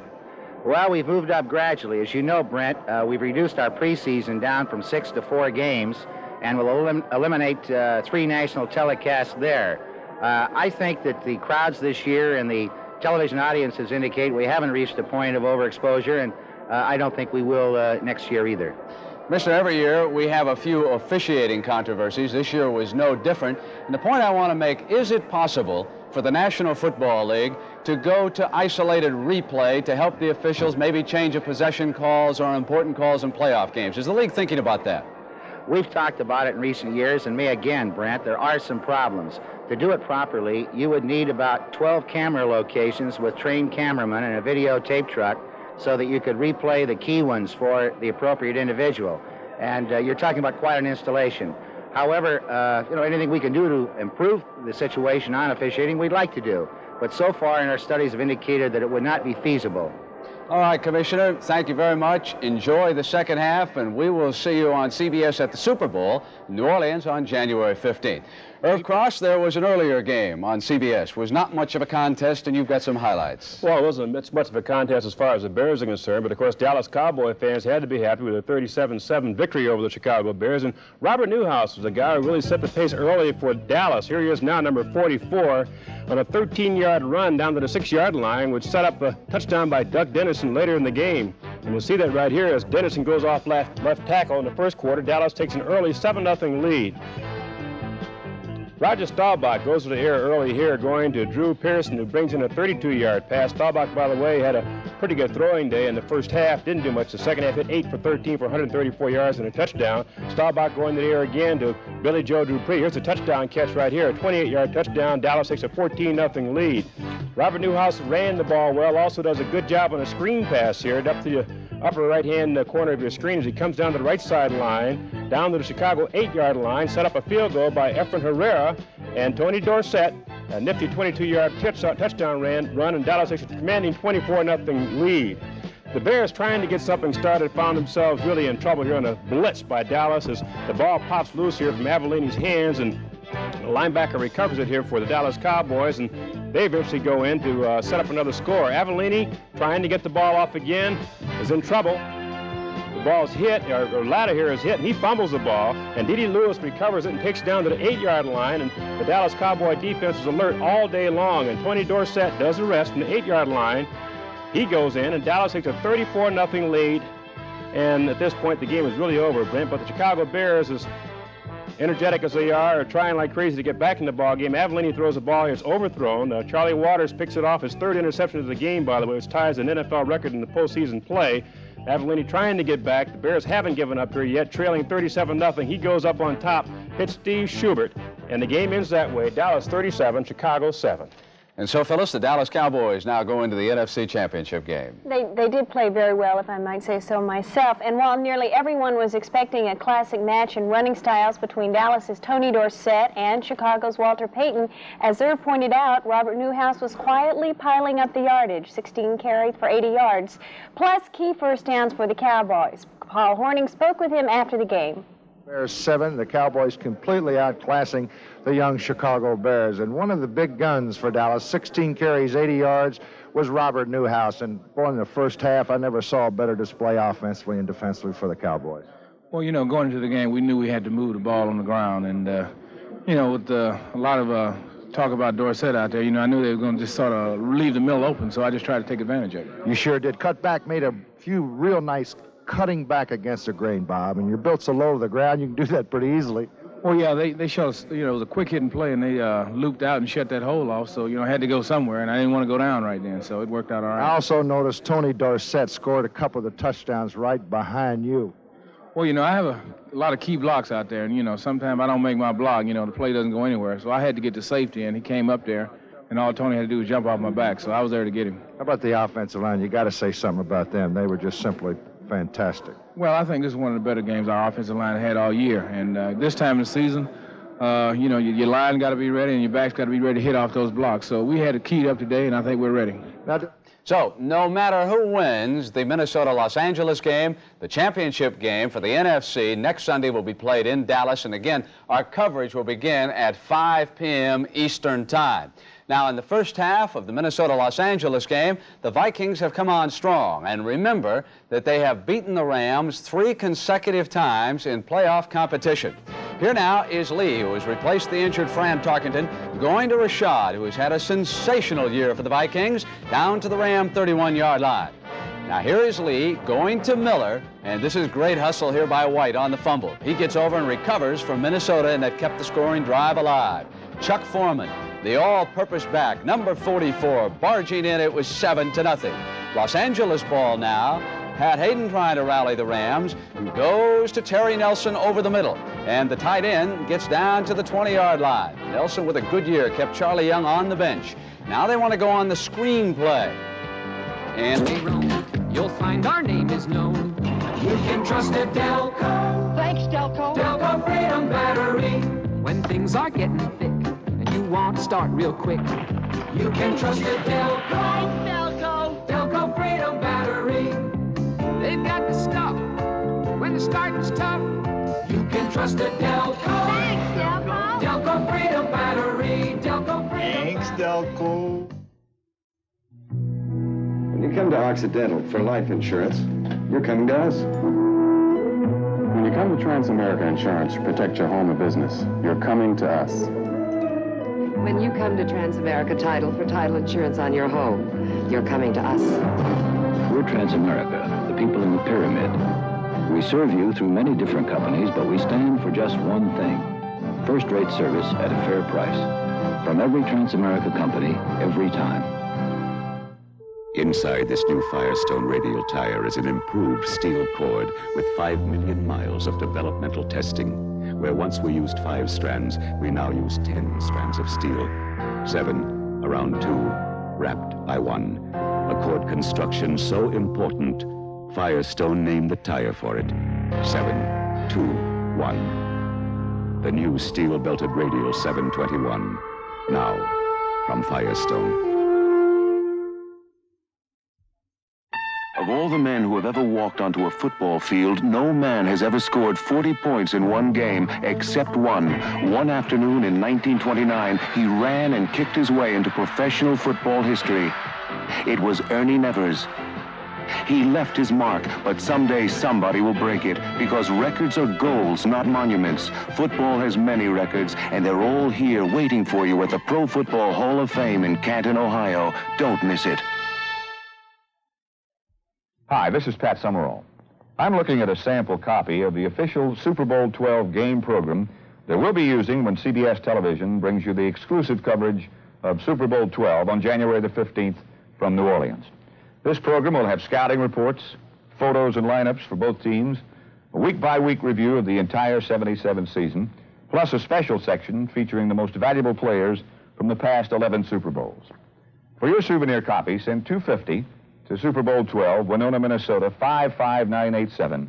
Allow 6 weeks for delivery. This is a souvenir that the whole family will enjoy. Well, welcome back to the Los Angeles Memorial Coliseum. The Minnesota Vikings leading the Los Angeles Rams 7-0. I'm Vin Scully along with Alex Hawkins. And I guess the first big surprise of the half, considering the weather, there were no turnovers for either side. That was a surprise. That's what surprised me. The Rams are getting away from what they do well, just running the ball at Minnesota. I'm watching McCutcheon gain almost 90 yards, but no score for the Rams. When they got down close, they went to the pass, and they've also gone to end arounds. And so it is 7-0 Minnesota as the Rams will kick off. And coming up to receive it, Manfred Moore at the 10 to the 25. Brought down as he got across the 30-yard line. And so Manfred Moore brings it out across the 30, and the Vikings put it in play. The Vikings have had just one drive so far, but it was the one they used to go for the touchdown. And on that touchdown drive, there was one key fumble. Robert Miller had caught a pass and started to scamper and fumble, but it was recovered by Sammy White. And that's been a very big play for Minnesota, that recovery by White. First and 10 from the 33. White is inside Rashad in a slot left. As you can see, the Vikings have gone to clean jerseys. And, of course, Chuck Foreman is not going to stay clean anyway very long. Jack Reynolds making the tackle. There he is.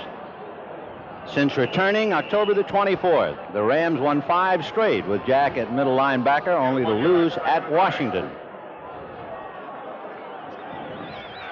So 2nd and 9 from the 34. So the Vikings in new white uniforms. Sammy White in a slot left inside Rashad. And Lee fakes once and throws low, intended for Sammy White. And a group of Rams over there to defend. It looked like it might be a little release to Robert Miller, but he went to White, which is not a bad idea. Sammy has caught 9 touchdown passes this year, Hawk. Good rush by Cody Jones that time. Kind of rushing a little bit. Isaiah Robertson over there interfering a little bit with Sammy White. 3rd and 9 for Minnesota. Bob Lee is 5 for 8 for 57 yards. The Rams have been able to get to him only once, however. So the Vikings up front have done a good job keeping the Ram rush away from Bob Lee. Rashad is left. Bob Grimm is wide right. Sammy White in a slot inside Grimm. Lee going down the middle. No good. Intended for Sammy White with Pat Thomas and Nolan Cromwell over there to defend. Ball off target a little bit. White had room to make the reception that time. Look at Thomas. He's behind Thomas a little bit. Cromwell doesn't quite get over there far enough. If the ball had been on the money, he would have had it, and who knows from then on. So Neil Claybo will be kicking from his only 20-yard line, and for the Rams, Cullen Bryant and Billy Waddy. Bryant number 32, Waddy number 80. Claybo averaging just under 40 yards a punt. 7-0 Minnesota. Just the start of the 3rd quarter. The winner goes to Dallas.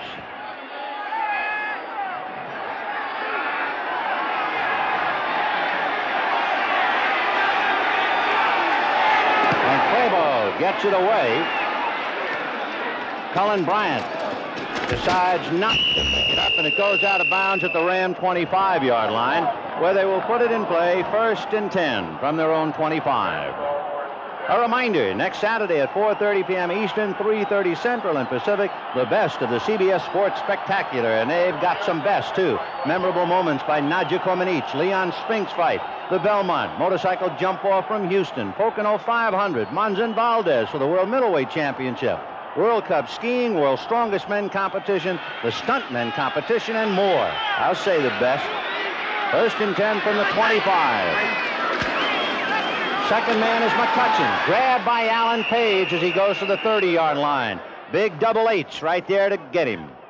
Alan team has set 2 Viking records, fewest opponents' first downs and fewest opponents' passes. 2nd and 5 from the 30.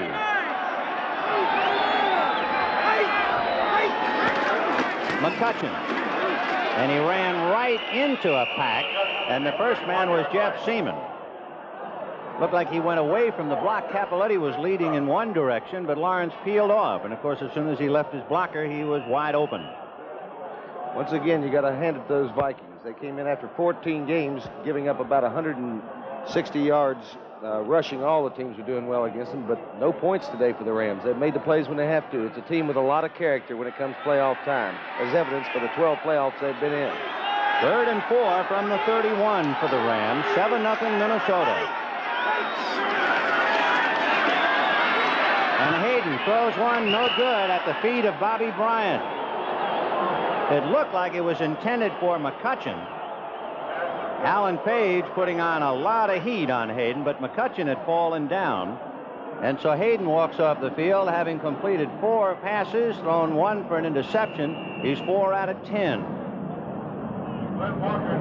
Glenn Walker will be punting from his 20. And Manfred Moore, all alone on his 35, will be the single safety man for Minnesota. We'll see if the Vikes are coming.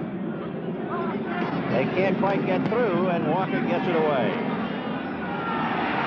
Moore from his 35.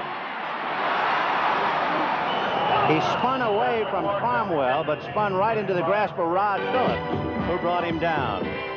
So the Minnesota Vikings have pretty good field position, and they're leading the Los Angeles Rams 7-0 with 12:24 in the 3rd quarter.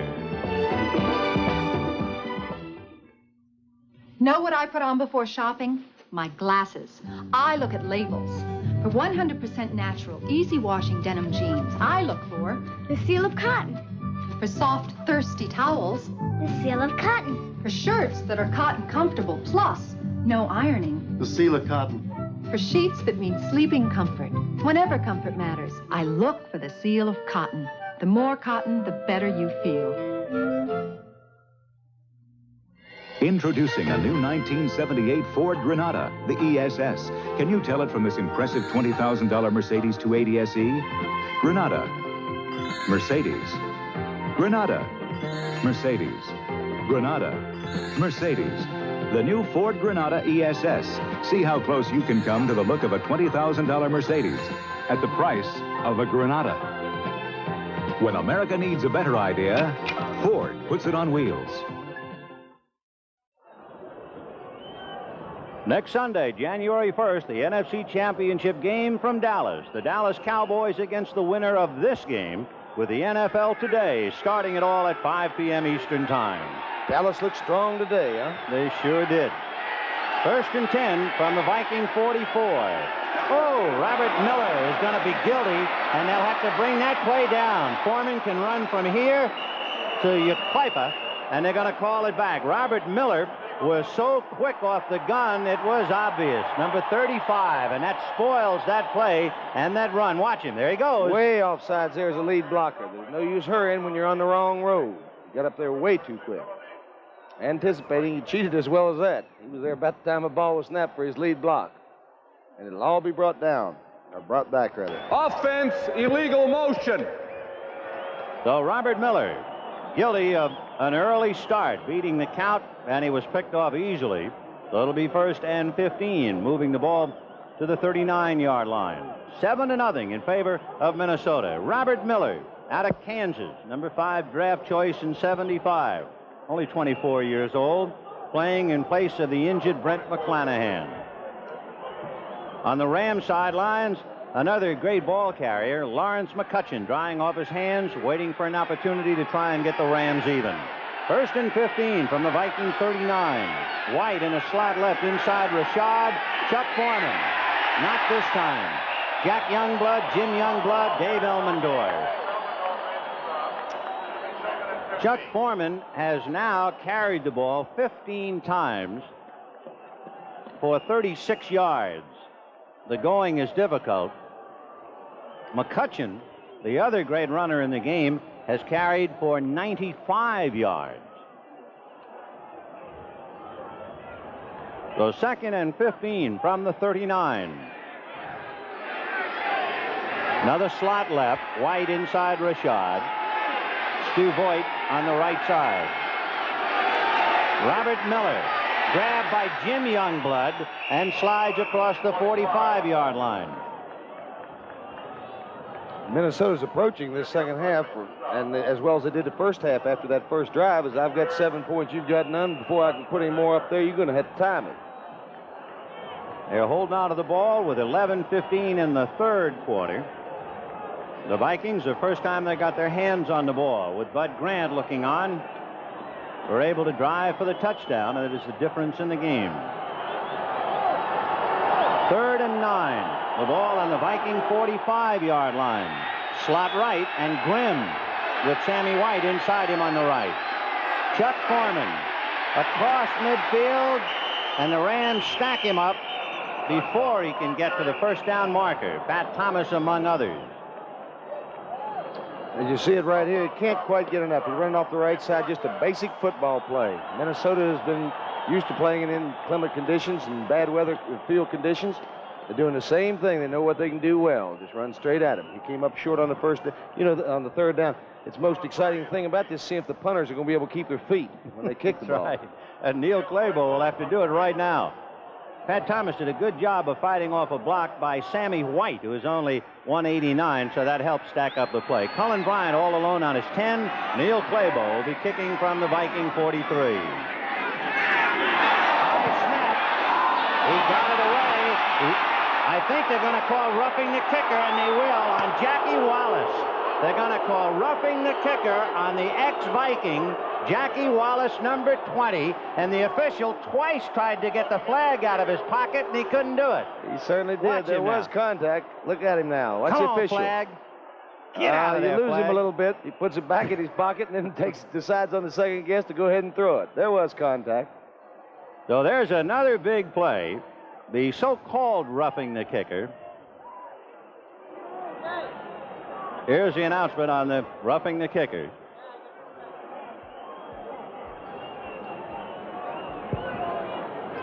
Ironically, it would be an ex-Viking, Jackie Wallace, who charged him. In recent weeks, there's been so much heat on officials, though, they got to look at everything twice before they decide to call it. Running into the kicker, number 20. First down. So Jackie Wallace, who is in 2 Super Bowls, one with Minnesota, the other with Baltimore, 5-year man out of Arizona, guilty of the infraction. And so the Vikings keep possession. That could be a big play now as they hold on instead of giving up the ball to the Rams.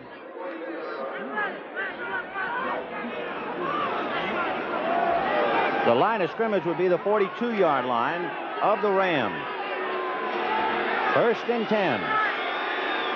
Rashad wide right. Sammy White goes left. In motion is Foreman.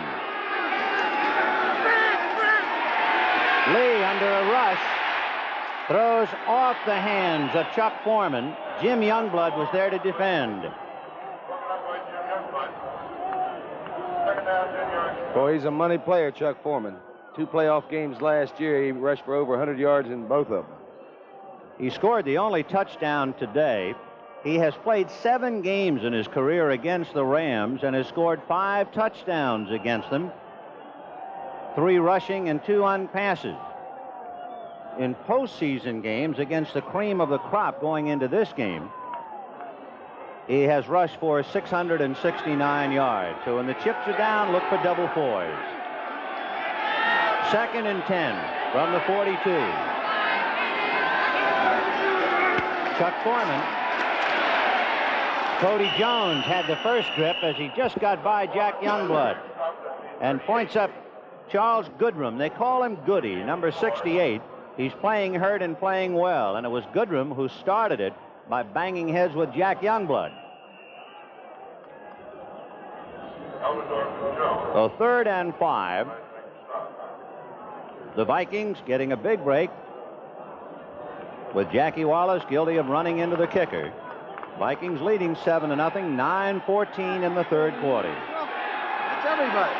35. Chuck Foreman. And holding on for dear life is Jack Reynolds at the ankle. That is very close to the first down. Ben Dreith and company will let us know. No sense guessing. It's tough enough to even figure out the yardage. Seems like the whole game's been played right in the middle of the field, doesn't it? We mentioned earlier they had a high school game here a week ago Saturday night, and it rained that night. It has been raining here in Los Angeles really since yesterday, so the field was in bad shape for openers.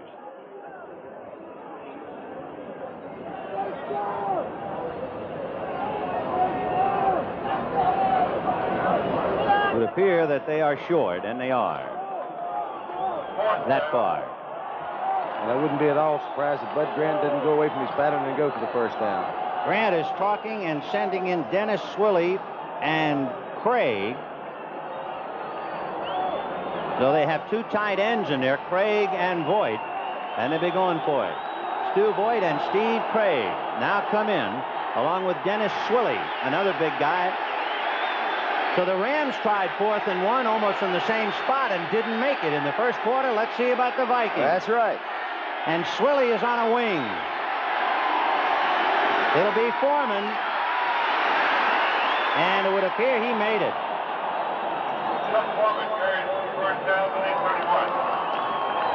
Once again, the blocks of Steve Riley and Charles Goodrum on that left side.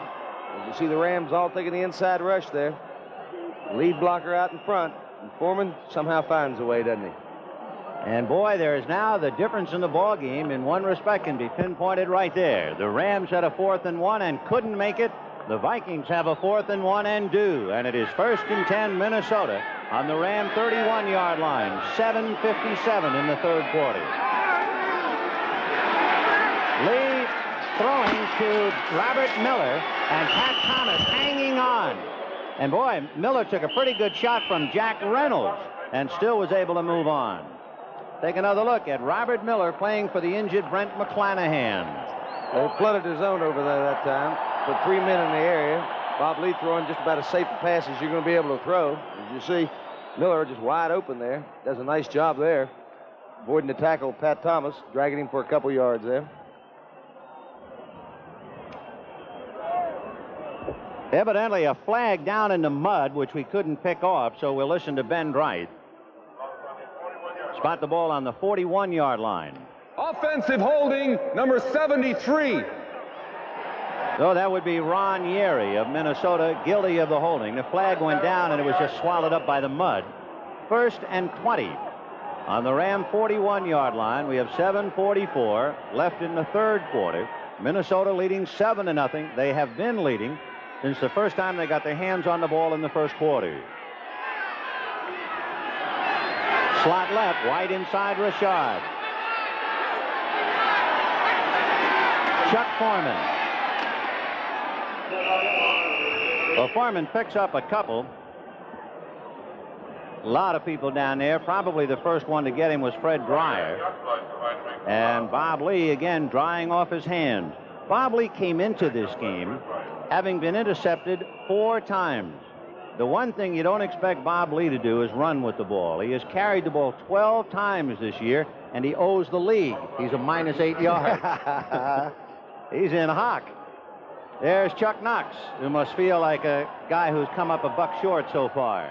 2nd and 17 from the Ram 38.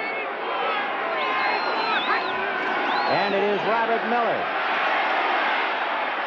And he squirts, which is a pretty good verb to apply to this game today. Robertson, Cromwell, among others. Robert Miller, charged with a big responsibility of replacing Brent McClanahan. McClanahan had scored 3 touchdowns and had been a workhorse, and now it's Robert Miller in the big game playing for him. On the sidelines, quietly alone with his thoughts, Joe Namath. 3rd and 10. Foreman. Foreman across the 30-yard line. At the bottom, number 58, Isaiah Robertson, along with Fred Dreyer. Both the Vikings and the Rams staying pretty basic defensively. 4-man front. I think it's interesting, since you've seen so much 3-man front, Ben, this year, that 8 of the teams who went to the playoffs, 6 of them use a 4-man line. Only 2 started out using the 3-man line. It looks like it's the new moment as we see Neil Claybo coming in. Claybo this year has kicked 19 punts inside the 20-yard line, and of course that's what he's going to try and do now to keep the Rams bottled up. Cullen Bryant all alone on the 10. He angles for the sidelines, and it will hit and go into the end zone. So Claybo, unable to hit one out of the coffin corner, runs it through for the touchback, and the Rams will take over. 1st and 10 from their own 20-yard line. 5 minutes and 26 seconds left to go in the 3rd quarter, and it's the way it's been since the early going. Vikings 7, Rams nothing.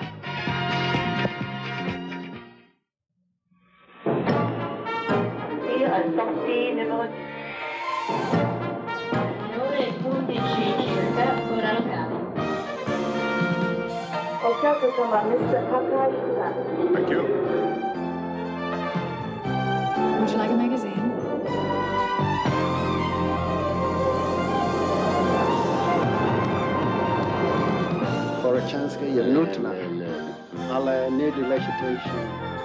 Can you imagine how big and cold this world would be if we didn't have airplanes to jet people together, almost at a moment's notice, to talk, to argue, to disagree, to agree, together, face to face. But I believe that our differences can be resolved.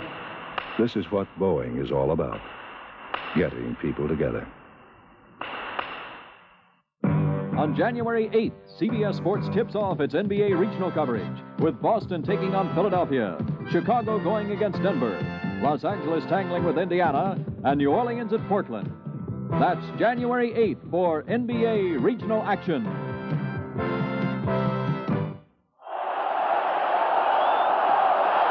Well, Jack Youngblood and the Rams defense stopped the Vikings, and now Los Angeles takes over. 1st and 10 from their own 20. Jackson left and Waddy right. The running backs are McCutcheon and Capoletti back of Hayden. Capoletti with McCutcheon putting a block on McNeil. But as he's doing that, Jim Marshall came over and knocked him down. Jim Marshall, number 70. What a story. He's had 18 years in this league since he came out of Ohio State. And at 39 going on 40, he has announced he will play next year. Isn't that incredible? It sure is. Started out with Cleveland. Didn't miss a game with Cleveland then. He has played 251 consecutive games, 239 with the Vikings. That makes it 2nd and 12 from the 18.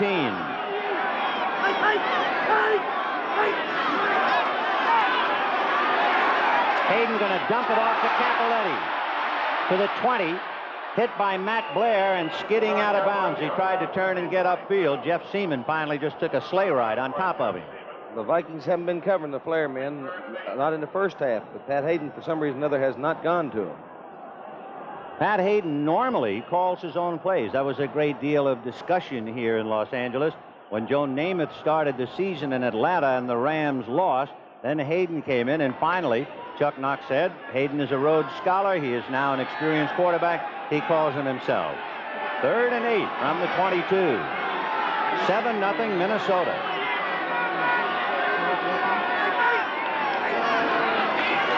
Both backs release. And Hayden is going to go down. And the man who applied the heat was Alan Page. And then for good measure, White came along to hammer him, James White. But it was Alan Page who really did it.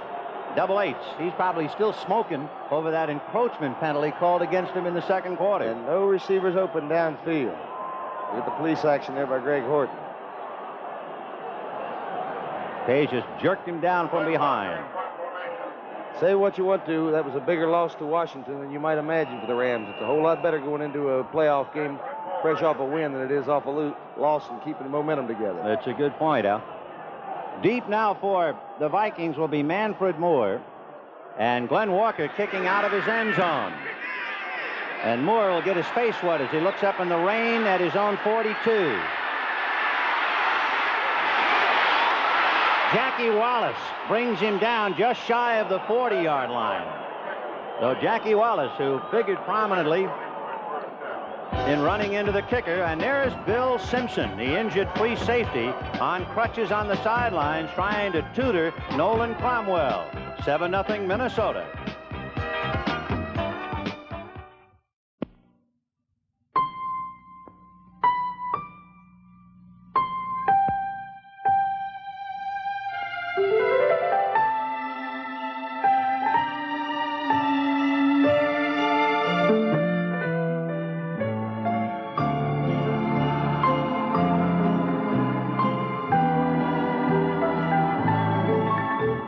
This Christmas card was sent to you by the people at Miller High Life.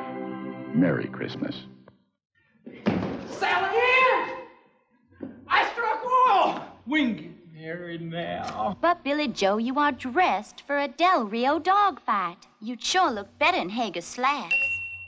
Or a Hager sport coat and slacks. Even a Hager vested suit. A variety of outfits you don't have to be rich to afford. Oh, Billy Joe, you look like $1 million. Make that two. Billy Joe. Because looking good makes you feel good. The Minnesota Vikings leading 7-0 as Manfred Moore returned the punt. The Vikings were furious on the far sidelines, and leading the battle cry was veteran Jim Marshall. The officials huddled with Bud Grant and with Marshall. Nothing else was said, and play back in. 1st and 10 on the Ram 41. Robert Miller got out across the 35-yard line. Dave Elmendorf and Jack Reynolds. Here's Reynolds. Those gold numbers stand out. The Vikings' white uniforms, however, are starting to make their numbers disappear. I don't even know whether they bother to change jerseys at halftime, but it doesn't take but about 4 plays and you're back where you were the first half. 2nd and 4, the ball just inside the Ram 35-yard line. 3:31 left to go in the third quarter. 7-0 Minnesota. Moore in motion, and Foreman runs into Larry Brooks, and on his own power picks up a yard or two.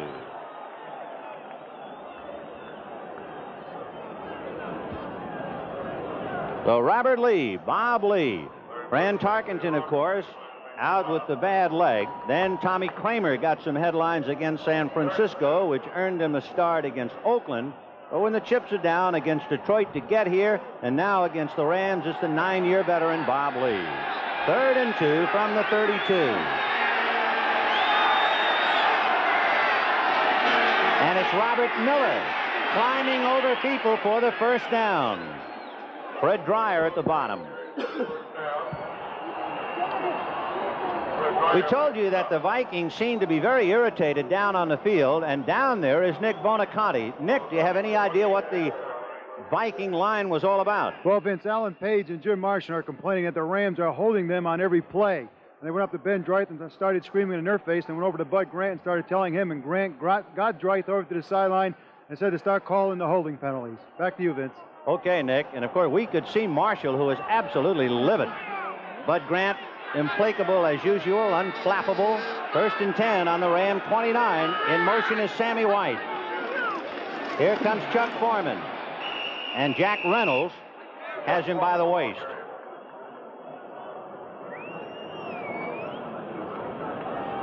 Not a classic game at all, is it? No, indeed. It's a mud bat. It is a shame. 14 big games, everything on the line. They've been working since last July. And of all places, in a city that has been worrying about a drought, they come up into a rainstorm. What is it, though, that George Allen said this time of year comes the playoffs? You don't win with talent, you win with character.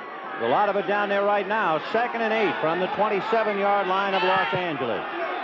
Rashad, White, and in motion Robert Miller. And Chuck Foreman over the right side and across the 20-yard line, and he might have made the first down. Depends on where they mark it. He's picked it up.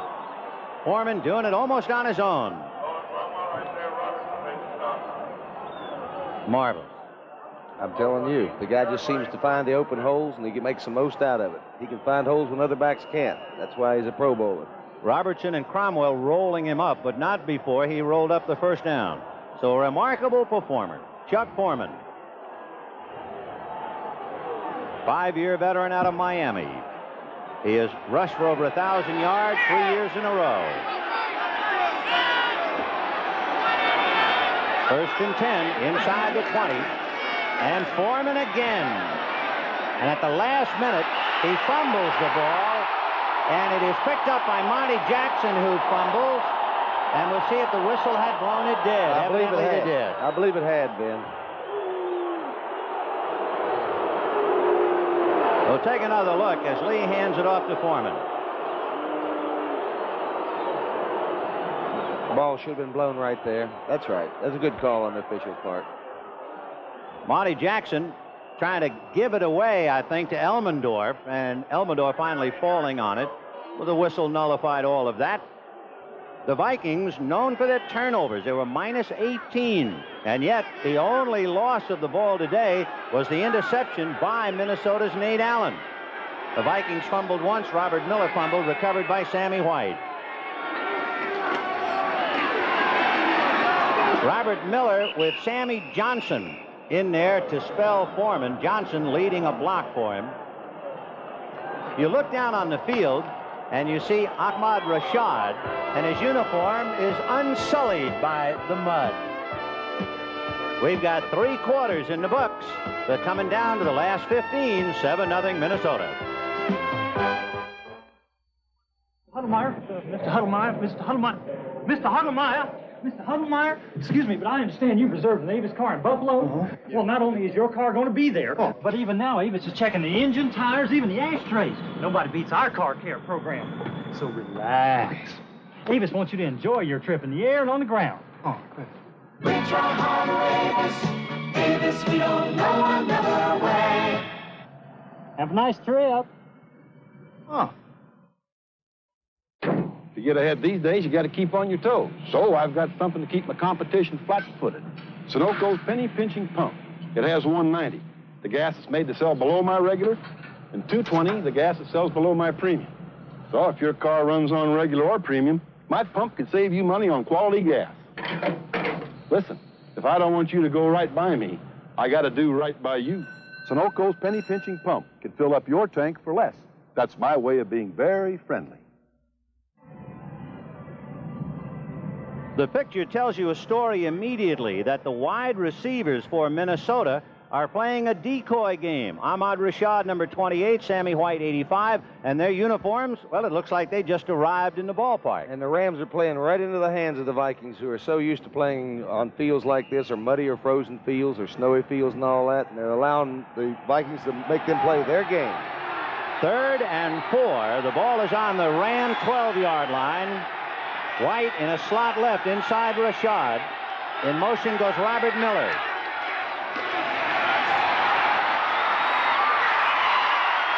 Down to just shy of the 1-yard line. Tingelhoff. Let's watch the center's block here. Closes off Reynolds, and the hole opens up there. Goodrum with a good block there. The rest of it just Miller. Good job there. Coming off the bench and playing like that, that's what you got to have. Class players. Come on and contribute something.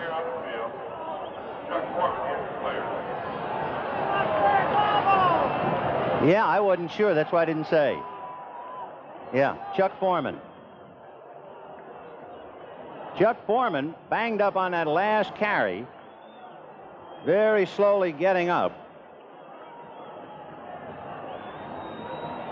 Foreman, who has been carrying the ball for 16 times and 88 yards. And that would be, in fact, we check the numbers and make that 26 carries for Chuck Foreman. And he's paying the price, and he'll have to come out. Sammy Johnson, number 48, has come in to spell Chuck Foreman. 2 tight ends, Stu Voigt and Craig. Steve Craig on one side.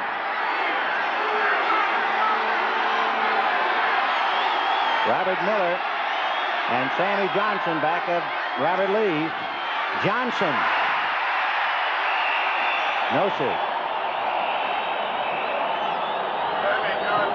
Well, Sammy Johnson, who came to Minnesota in the deal that sent Jim Lash to San Francisco, giving Foreman a rest.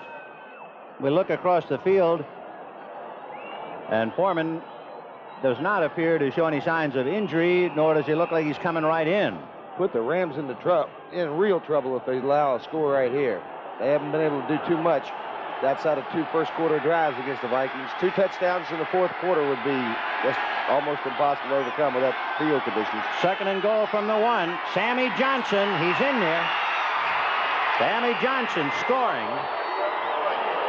The big guy, 6'1", 226, out of North Carolina. Bunches it over. You've heard so much about Ed White, but they're getting the block of the day out of Charles Goodrum and Mick Tingelhoff. Steve Riley on that left side. All afternoon, the Vikings have been successful there. They went there when they needed it. And Los Angeles is even gloomier than the weather now in the light rain. The Vikings have punched out a 13-0 lead. Here is Fred Cox trying to make it 14-zip with 13:59 left to go in the game. It's down and up and good. So Fred Cox picks up 2 more points, 1,359 in his great career. But what is more important, the Vikings have picked up some more points. The NFL Today on CBS will return after this word from your local station. Major Winchester's low opinion of his buddies has the MASH compound buzzing tomorrow night on CBS.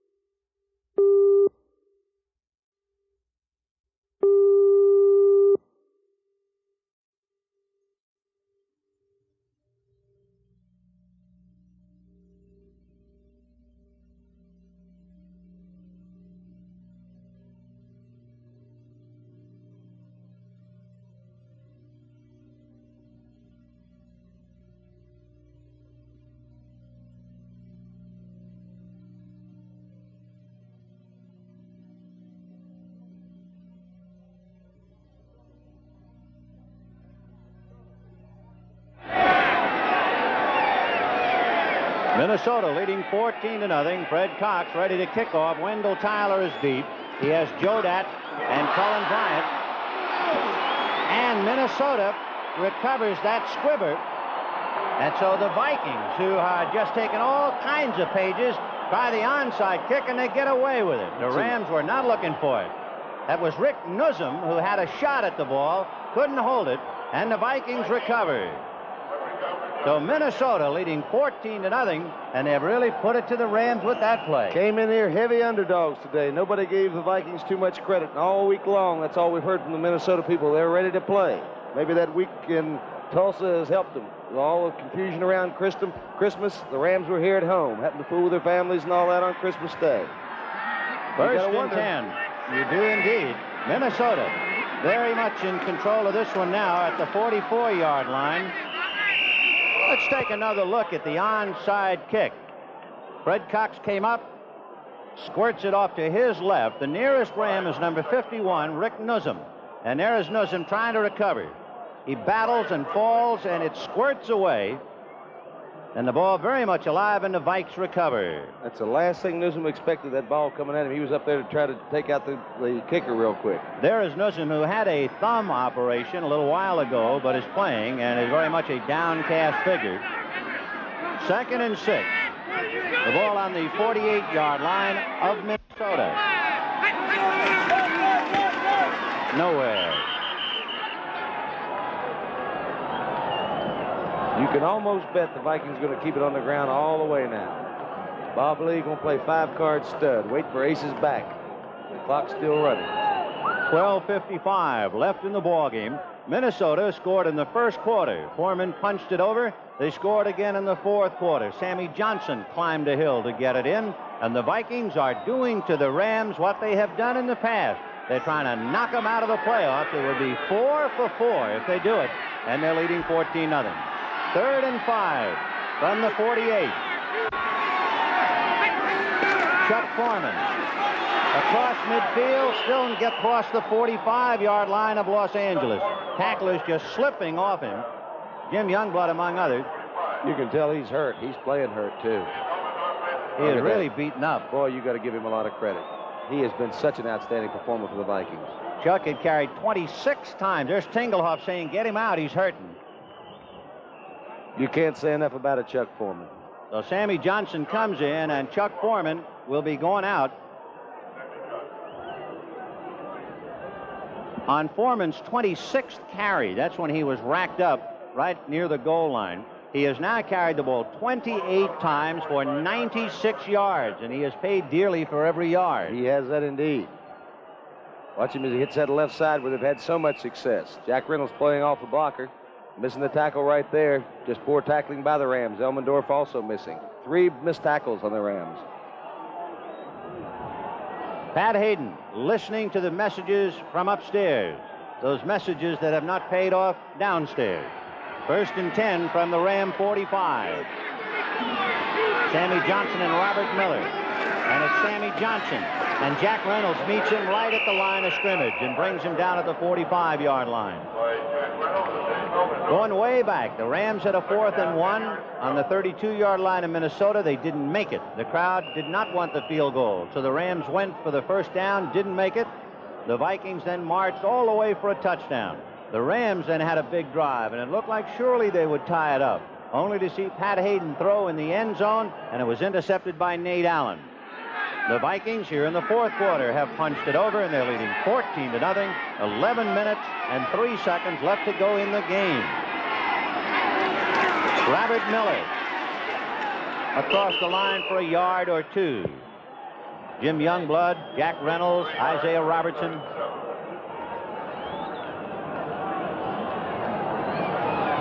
So one of the two will be going to Dallas next week. And most people in the United States were willing to wager it would be Los Angeles. Everybody but the people from Minnesota. I'll be truthful with you. It came as a surprise to me. The same two teams met here in October on a Monday night, and the Rams destroyed the Vikings 35-3. Isn't that something, though? But it's playoff time. There's 3 seasons. The preseason, which no one seems to care about, and then the playoff games, and then finally that last season is going to be the Super Bowl. That's another dimension altogether. 3rd and 8 out of the 43-yard line. Inside the 40 go the Vikes. 10 minutes and 6 seconds left to go in the ball game. And so on a 4th down and 3, the Vikings will give up the ball. The Rams will have Billy Waddy, Cullen Bryant, and Dwight Scales going back. Neil Clabo tried one coffin corner kick and got it into the end zone. We'll see what he does this time. There, the deep men. The middle man is Waddy. On the right is Cullen Bryant. On the left, Dwight Scales. I think it's worth pointing out, since the Vikings do have the ball and we have just a minute before they turn the ball over to the Rams, none of the Rams' outside receivers have caught a ball today. Fact is, I don't recall, but a couple times they've even tried to throw to their wide receivers. You might be interested also in the note that the Vikings have now run 22 consecutive running plays.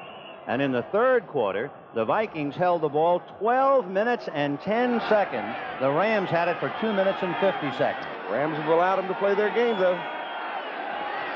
Neil Clabo angling for the corner. And it goes into the end zone. So the Rams, down by 2 touchdowns, with 9 minutes and 21 seconds left to go in the ball game, will put it in play 1st and 10 from their own 20-yard line. And the Minnesota Vikings 14, the Los Angeles Rams 0.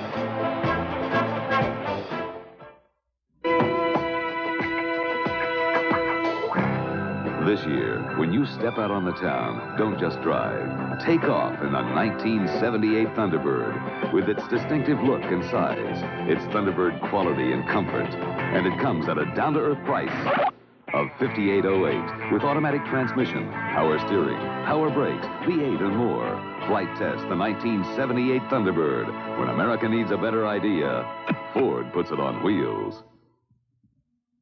I'm going in. Why? At least someone will know I tried. I suggest we let Shockley drive right into the city. We clear the streets along his route, deploy our men, and create an impassable barrier. A gauntlet, if you will. He won't have a chance. The odds are 100 to 1 they won't make it, but they're willing to take that chance. Clint Eastwood, The Gauntlet, rated R. Now playing everywhere.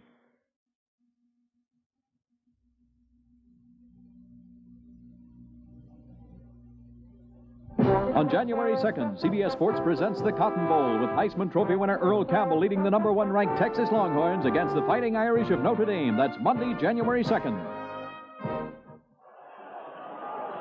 9:21 left to go in the ball game. The Vikings 14, the Rams nothing.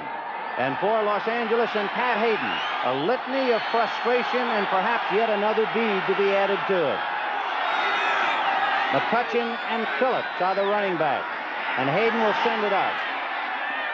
And it's thrown to McCutcheon, no good. Jeff Seaman there to defend. The litany began back in 1969.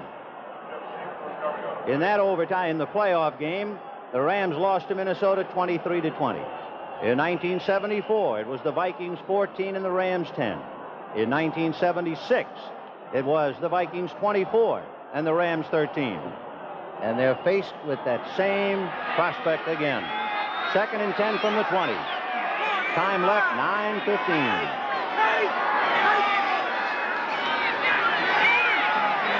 Hayden to Billy Waddy. And Jeff Wright nails him at the 25-yard line and pulls him back, but I think they'll spot it at the 25. Vikings doing an incredible job today defending the Rams. They have had no receivers open downfield anywhere today. The entire afternoon. Pat Hayden dropping back, you see, not pressured whatsoever. Just good coverage, brother. Jeff Seaman goes out. Nate Allen comes in. So the Vikes set up against the pass.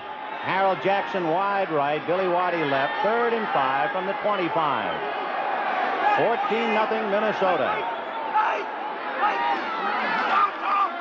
Eller trying to get at him. Hayden has time. Throwing complete to the tight end, Terry Nelson, and he is knocked out of bounds just shy of the midfield stripe at the Ram 49-yard line.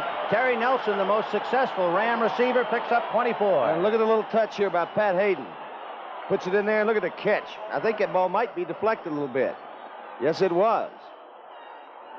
Nelson doing a good job to hold on to it that time. That's the kind of plays, if you're going to get yourself back in the ball game, you somehow have to make. So 1st and 10 for the Rams. 8:28 left in the game. 14-0 Minnesota. Hayden is 7 for 14. A draw to McCutcheon. Doug Sutherland meeting the draw head-on, number 69, along with Matt Blair. And Sutherland has played well all day long today. He really has. There's Doug coming up out of the mud.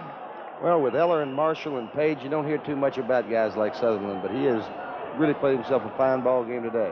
Went to school in Wisconsin at Superior State, and he was an original draft choice of New Orleans back in 1970. All right, 2nd and 6 from the Viking 47. McCutcheon and Phillips. Hayden down the right side. He's got Harold Jackson at the 31-yard line, and Jackson is immediately wrapped up by Wright and Blair, but Harold Jackson finally gets his hands on the ball. Just a little turn-in pattern, and you wonder somehow why didn't they do it a little earlier? The Rams have been sitting there trailing the whole game, and they just didn't open it up. It was almost like they're playing defensive offense. Now they're moving the ball because they're putting the ball in the air, and they're thinking offensive. 7:24 left in the game. 14-0 Minnesota. 1st and 10 on the Viking 31.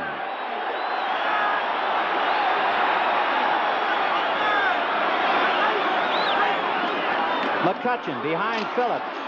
Runs into Eller. So Lawrence McCutcheon, who has been the other side of the coin to Chuck Foreman, although he has not had the chance to carry the ball nearly as many times. Foreman has carried 29 times. McCutcheon, 16 carries, 101 yards, and Chuck Foreman, 101 yards in his 29 carries. 6:41 left in the game. Waddy is wide right. Jackson left. Phillips and McCutcheon back of Hayden. No good. Intended for Rod Phillips. And you immediately watch Phillips diving for the ball, and you wonder, where is John Cappelletti? What has happened to Cappelletti? Going into this game, Cappelletti had caught 6 touchdowns, but we have not seen him. It is Rod Phillips out there.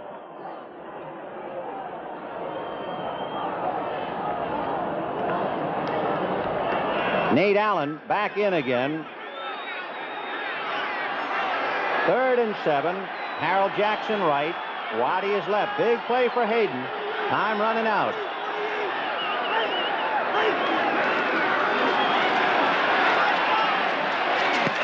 Intended for Lawrence McCutcheon. And defending was Nate Allen. It was Allen who had one of the key and the key interception in the end zone for Minnesota. Hayden working against the zone there. That's Allen's coverage over there, and he, as you see right there, he covered it well. Nobody really open downfield. A wet field like this should favor the receivers in a passing game. I say it should. The attendance, 71,039, 8,501 no-shows. So a lot of folks came out in bad weather to see it. Cappelletti is back in there now, and perhaps the whole year on the line for the Rams. They've got to keep the ball. And Hayden is going to keep it and gets away from Eller. And he's got the first down. He just made it when he got by Carl Eller. And hold everything, Rod Phillips there. And some of the Vikings looked like Phillips was trying to protect Hayden, and he had to push and shove a little bit. Great job by Pat Hayden that time getting out of the trap. Big plays are made by big players. The rest of this game, you can pick out your winners. Here's Eller slithering down his leg, and that was the key. Page couldn't get him from behind. Bryant couldn't block him, and he finally got the first down. 6 minutes and 1 second left to go from the Viking 20-yard line. 14-0 Minnesota. Waddy is wide right and Jackson left. Phillips and McCutcheon. Hayden looking down the middle, wobbly, kicked off by Paul Krause. And Krause to the 15, and down he goes. A big play by a very big name in Viking history, Paul Krause. And I've been waiting for him to come across with that 79th interception that ties Emily Tunnell. I've been waiting all year as the all-time leading interceptor. Watch it right here. Hayden back in the pocket. Krause playing the free safety like he does so well and has so for so many years. His 9th interception of his career.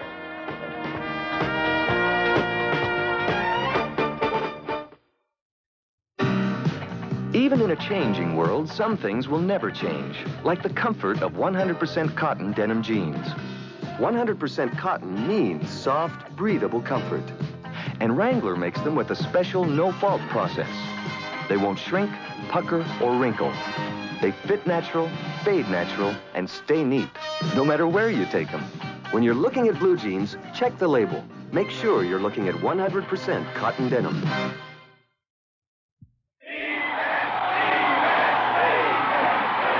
Okay, Linda here's got to protect her family. A woman? Sure, a woman needs life insurance just as much as a man does. And this New York Life Defense has just the insurance plan to do it. Put the blitz on Linda's money problems. Block out her retirement worries. Come on, Linda, it's all yours now. And a girl! I've got it. Financial security. Where the name of the game is life, there's New York Life.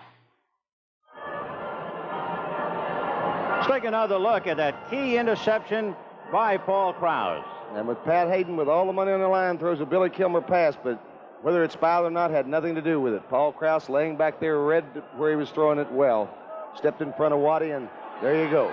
1st and 10, Minnesota. They have come up with the 2 key interceptions by Nate Allen in the end zone, and now this one by Paul Krause. The Vikings have now made it 23 consecutive ground plays. They're not about to throw it up for grabs. Robert Miller, coming up out of the soup, carried the ball. 14-0 Minnesota. They scored in the first quarter. They have scored in the last quarter, and they have shut out the only NFL team to win all its games at home, the Los Angeles Rams. But Grant has evidently done it again. 2nd and 9.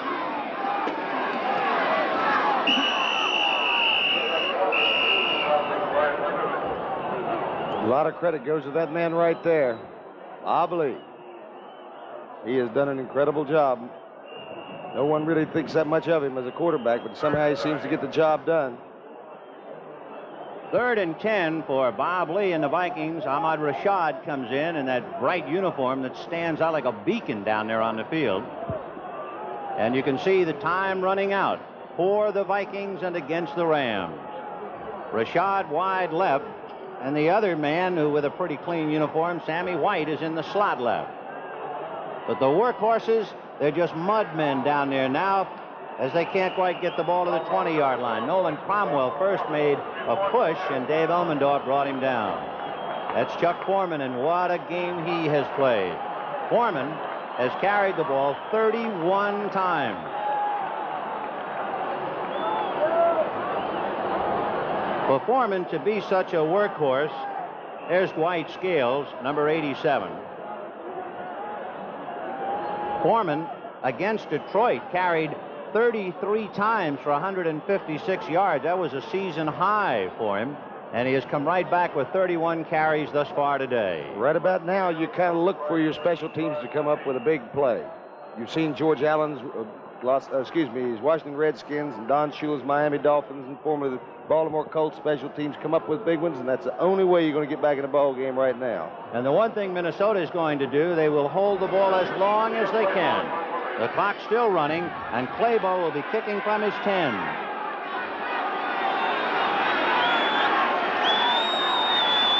It's a slippery runway, but he gets it off. And the ball gets away from Dwight Scales, and down he goes. Scott Studwell, number 55, made the tackle. So the Rams, with 3 minutes and 15 seconds left to go in the ball game, have it 1st and 10 on their own 30, and the Vikings are sitting on top of a 14-0 lead.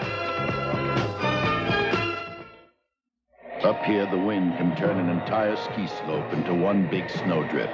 But you're going to take the mountain away from the storm and give it back to the skiers. Now comes Miller time. Time to head for the best tasting beer you can find. America's quality beer, Miller High Life. If you got the time, if you got the time, we got the beer.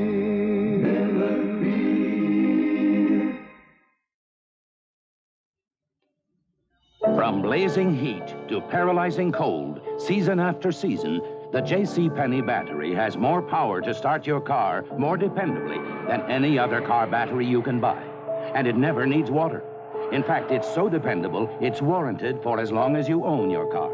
If it ever fails to hold a charge, return it. We'll replace it, free. Only at JCPenney Auto Centers or catalog desks. It's the last battery your car will ever need. A reminder, next Saturday at 1:30 p.m. Eastern Time, the Sun Bowl from El Paso.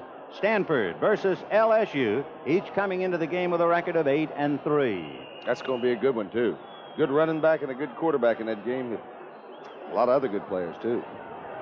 When we opened up the ball game today, we talked about the 49 game when the Eagles shut out the Rams 14-0, December the 18th in the rain.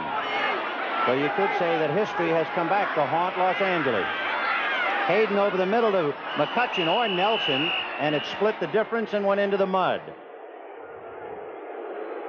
What a shock city this is going to be, huh, Vin? Absolutely. The people here in Los Angeles were so sure that they were playing Dallas that one of the first questions that was asked Chuck Knox at a press conference Monday was, how do you feel you can stop Dallas? And Knox, they tell me, became furious and said, Dallas, we've got Minnesota. But that in itself might have summed up the problem that Knox and the Rams had.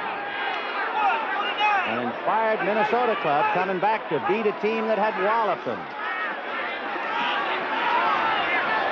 No good and almost picked off. Bobby Bryant just missed it. The pass was intended for Harold Jackson. With 3 minutes and 7 seconds left, the Rams will look like that they are going to finish the year the way they started it. They opened up the year in Atlanta, and they figured it would be a breather. They were the heavy favorites, and Atlanta knocked them off. And now they finish up the year as a heavy favorite, somewhere around 9 or 10-point favorite against Minnesota, and it has been the Vikings 14-0.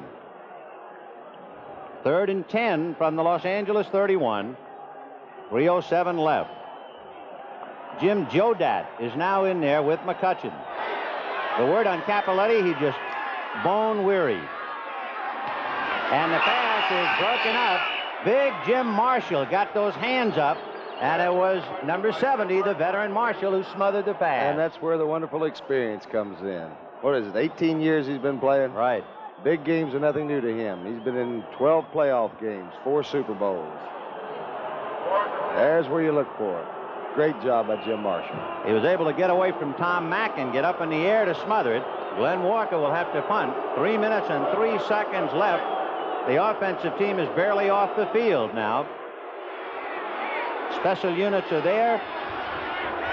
The Vikings, however, are not sure about this. Seaman and Nadine Krause go back to midfield, but there's no real safety man. Walker will kick anyway. And it hits on the 40 and just about takes a divot as it stopped dead on the 38, like a poached egg. So the Minnesota Vikings, who left the cold of Minnesota to train in Tucson and ran into rain.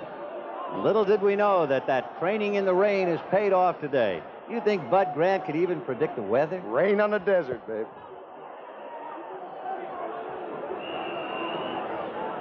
Friends, don't forget the 1978 CBS Sports Spectacular. Our January schedule, the WBC Light Heavyweight Championship, Cuello versus Parlov.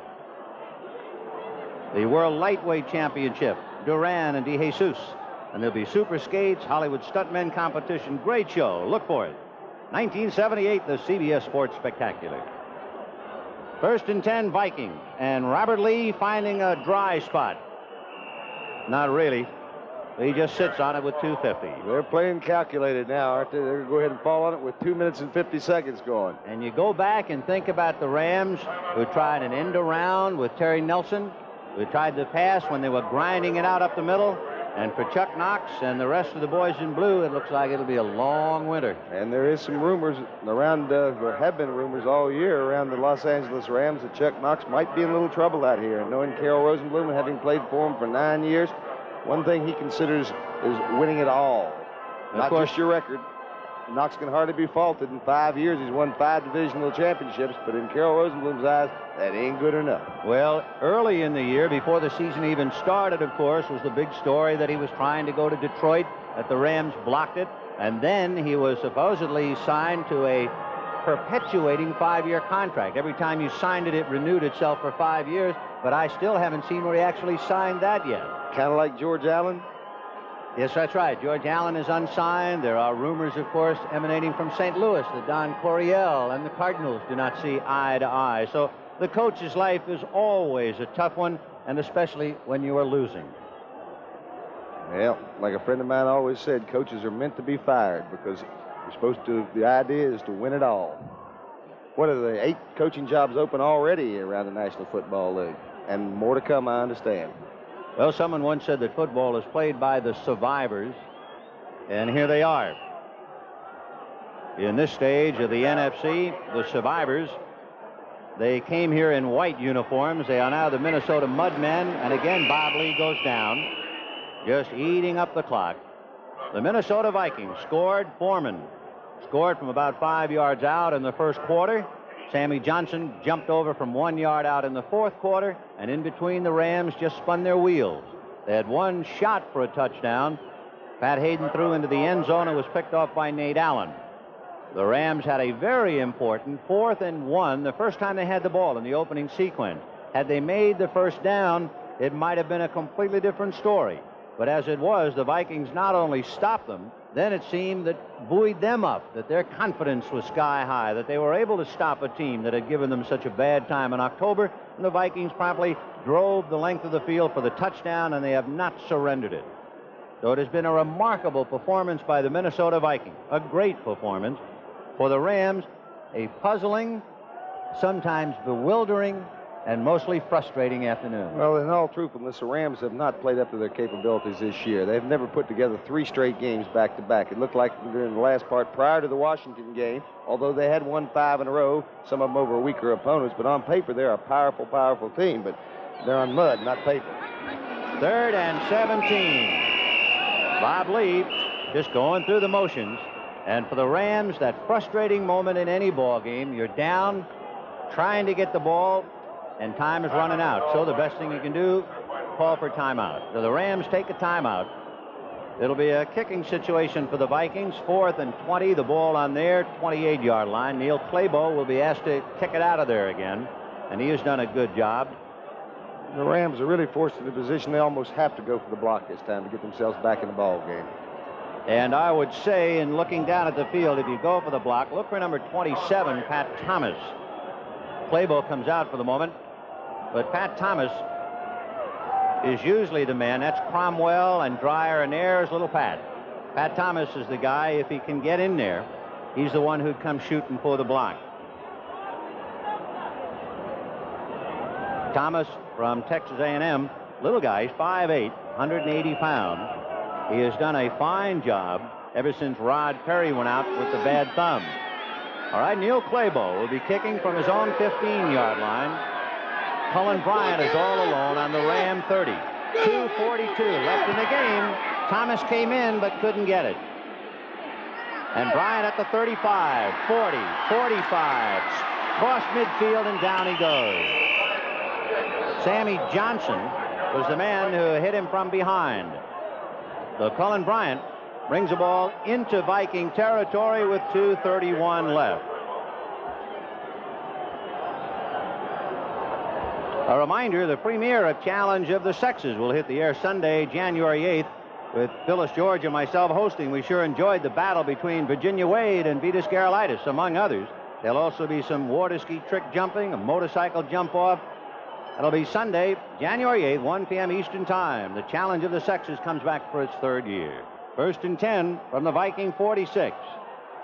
Hayden over the middle to McCutcheon at the 40 to the 35, and Hilgenberg wraps him up at the 35 and brings him down. And of course, Hilgenberg didn't want McCutcheon to get up he'd just as soon talk to him a while and kill more time. 1st and 10 from the 34. Rod Phillips goes to the left, and the pass up the middle to Kerry Nelson, broken up by middle linebacker Jeff Seaman. And that'll put the brakes to the sweep hand. 2 minutes and 9 seconds left. Trying to hit his backs coming out of the backfield, and those linebackers of the Vikings are not going to hear anything to it. Coverage is excellent. They are well prepared for this game. Kerry Nelson had really been the only successful receiver. He has handled 4 for 65 yards. Perhaps if they'd have done that a little earlier, hit those backs. Not now. They're looking for it. The saddest words of tongue and pen. Those that read what might have been. With 2 minutes and 9 seconds left, Hayden with both backs out. Lobs it to Rod Phillips. He's to the 30. And Hilgenberg hits him and brings him down. And we're coming to the 2-minute warning, and there it is. And it is raining a little bit harder. It has been a soggy day in Los Angeles, but somewhere in Minnesota, the sun is sure shining. Minnesota 14 and Los Angeles nada, Go senor. Redhead. Go Redhead. Last hand. 8 hours and 10 minutes. Fantastic. Finally, we come to the 9 hours and 12 minutes. Amazing. Vicks Sinex long-acting nasal spray is amazing. It can quickly have you breathing as easily as someone with no congestion problem. And then it decongests up to 10 hours. 10 hours? Incredible. The opera? No, my nasal spray. Vicks Sinex long-acting. Incredible. Ford introduces Futura, a dramatic combination of styling and technology for 1978 and beyond. Futura, designed by computer modeling and aerodynamic testing. It can provide excellent fuel economy and room for 5 passengers as well. Futura, designed for 1978 and beyond. Realistically priced for today. See your Ford dealer for a personal test drive.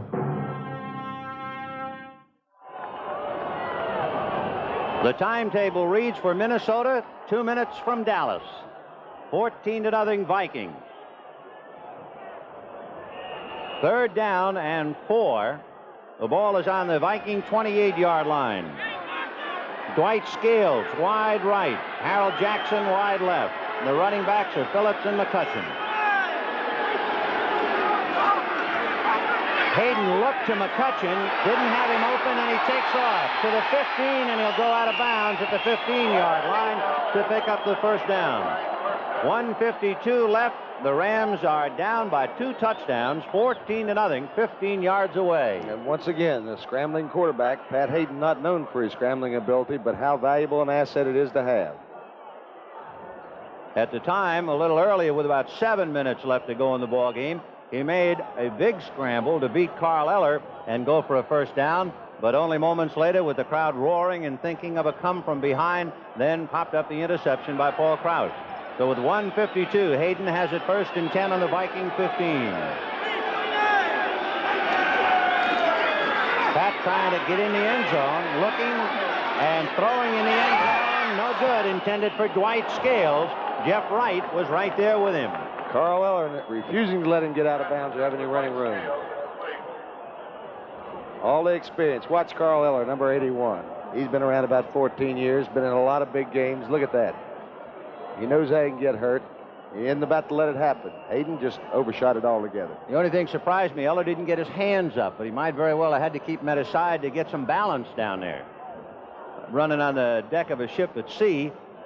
It is 2nd and 10 from the 15 of Minnesota. But the Vikings are leading 14-0. Scales right, Jackson left. Phillips and McCutcheon, and Hayden going to put it up again.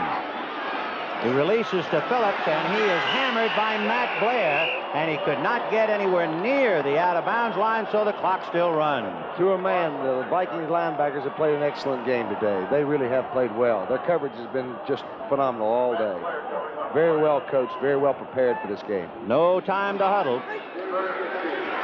Hayden again looking right and going deep, and it is caught by Terry Nelson.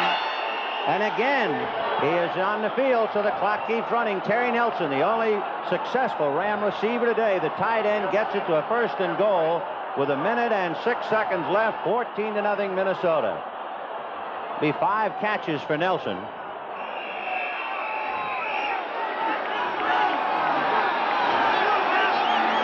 Hayden on a quick out to Harold Jackson. Touchdown. Bobby Bryant defending. So it is 14-6 with 56 seconds left. And hope springs eternal. Well, the first thing you think of is the onside kick, which already to. burned the Rams. You got to. Look at that. I'm kind of surprised Bobby Bryant didn't look for something like that, if nothing else, to stop the clock. So Pat Hayden finally finds the end zone after a long, frustrating afternoon. And with 56 seconds left, he hits Harold Jackson for the touchdown. For Harold Jackson, the 7th touchdown pass he has caught this year. And they're mixing it up down there. Septien kicks it anyway. He decided not to be the official. You kick and then you wait and see.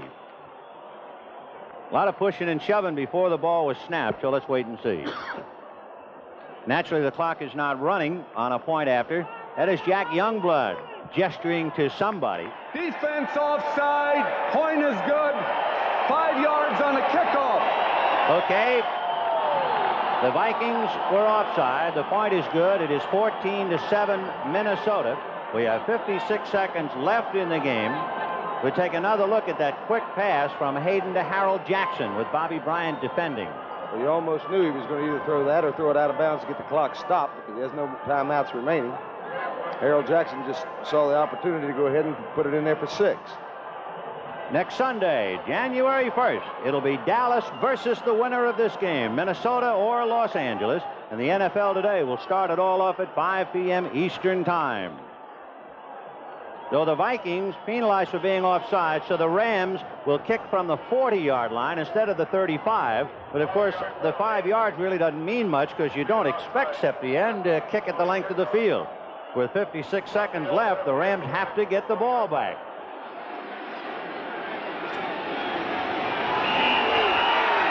And here comes the Ram onside attempt by Septien.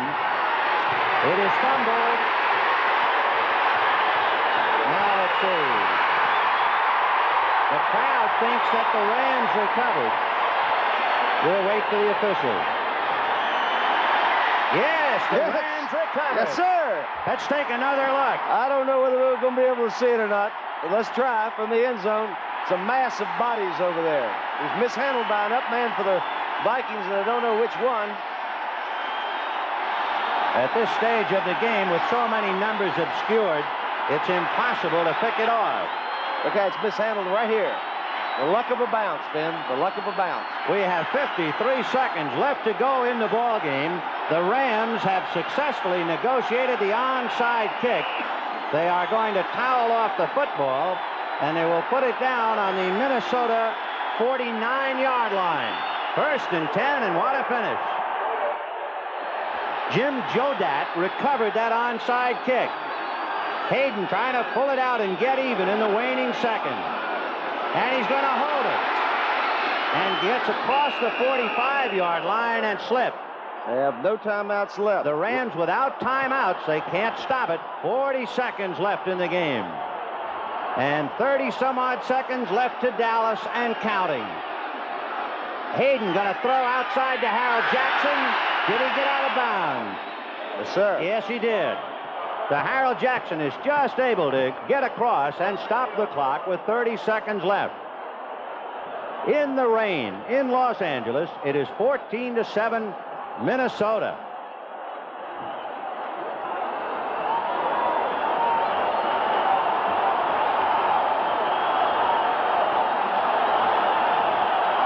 Character time, Ben.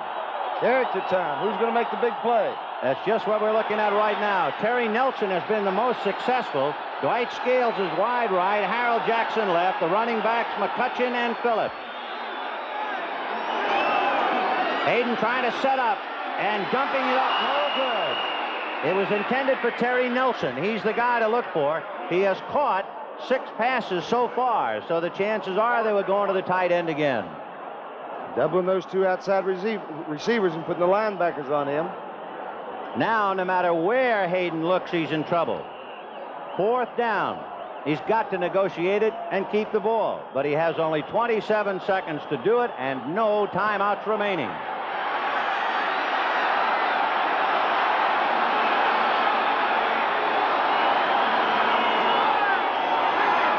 Hayden to Phillips. He's got a first down, but what are they going to do now on the 30-yard line? 20 seconds and counting. The Rams trying to get another play under. 15, 10. Hayden going to throw it out of bounds and stop the clock. So with 7 seconds left, Pat Hayden, who has been a winner throughout his career, way back in Bishop Ahmad High School and then at SC. And he's faced with a 1 in a million shot now. He got time for 1 pass, period. That's it. He was able to beat the Oakland Raiders with a dramatic touchdown pass, but under totally different conditions. It is 2nd and 10, but that's not the important thing. The numbers that are important, 14, 7, and 7 seconds. Charles Young, wide right. Harold Jackson, wide left. Nelson, the tight end, on the right side. And here it is for a trip to Dallas. Hayden going for Bush in the end zone. Intercepted by Minnesota. The tackle by Charles Young. I want to double check as the gun goes off. Make sure who it is getting up because he is covered. Jeff Wright, number 23. And so the Minnesota Vikings 3 times had beaten the Rams in Minnesota. And they came to Los Angeles in a rainstorm and put it to the Rams in the Coliseum. 14-7. A remarkable performance by the Vikings, who just 2 months ago were walloped by the Rams here 35-3. Different series when the playoff starts in the regular season. And a downcast Pat Hayden, who had plenty of time to score a touchdown back in the first quarter and couldn't do it. And finally ran out with another interception, his 3rd, and a do-or-die pass to end the game. Interceptions by Nate Allen, and that was a killer in the end zone. Then by Paul Krause, and the last play of the game by Jeff Wright. So Bud Grant has won his 108th game. And he and the Minnesota Vikings are heading for Dallas in a showdown with the Cowboys. Know what I put on before shopping? My glasses. I look at labels. For 100% natural, easy washing denim jeans, I look for the seal of cotton. For soft, thirsty towels, the seal of cotton. For shirts that are cotton comfortable, plus no ironing, the seal of cotton. For sheets that mean sleeping comfort, whenever comfort matters, I look for the seal of cotton. The more cotton, the better you feel. With the price of most things going up, the sticker price of Pinto, the best-selling American small car, is coming down. New 78 model Pintos with more standard features will have a lower sticker price than last year's model comparably equipped. Important features are now standard, like AM radio, power front disc brakes, rear window defroster, tinted glass, and protective body side moldings. Ford Pinto, the best-selling American small car. Now more car for the money than last year. At Ford, the better ideas keep coming.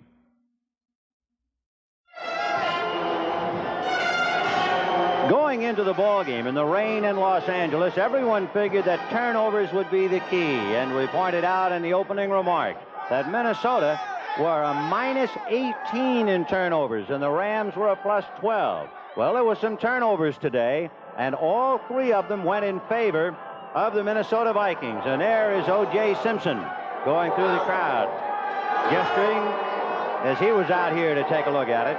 But it was the Vikings coming up with 3 interceptions and recovering their own fumble. There was one big fumble, that by Robert Miller, recovered by Sammy White, that kept their first touchdown alive.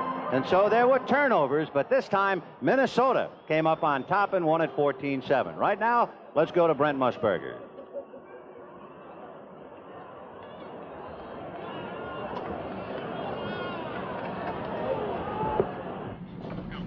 All right. right, Vince Scully, thank you very much. And so, Phyllis, we are down to 4. At 2 o'clock next Sunday afternoon, it will be the Denver Broncos hosting the defending champion Oakland Raiders. And in our coverage at 5 o'clock from Dallas, the Dallas Cowboys and the Minnesota Vikings. And congratulations to Coach Bud Grant and the Vikings. They always seem to get the job done in the playoffs, don't they, Phyllis? They certainly do. And I have a question for our expert analyst over here, Irv Cross. Que pasa? What happened to the Los Angeles Rams today? See, I'm telling you, I know Coach Knox will be looking at that game film a million times to try to find out himself what happened, Phyllis. But when you play the Minnesota Vikings in a playoff game, you have to remember, as you said at the top of the show, they're an opportunistic team. Remember 4th down and 1 in the first quarter where the Rams went for a first down. The Viking defense rose to the occasion and stopped them. Last year in Minnesota, 4th and inches to go on the goal line, Knox went for a field goal. They blocked it and went the other way for a touchdown. So no matter what you do to the Vikings, they seem to come up with a way to win it, and they pick your pockets with a great defense. You know, Irv, there has been speculation about Chuck Knox because at the end of last season, he almost wound up as the head coach of Detroit.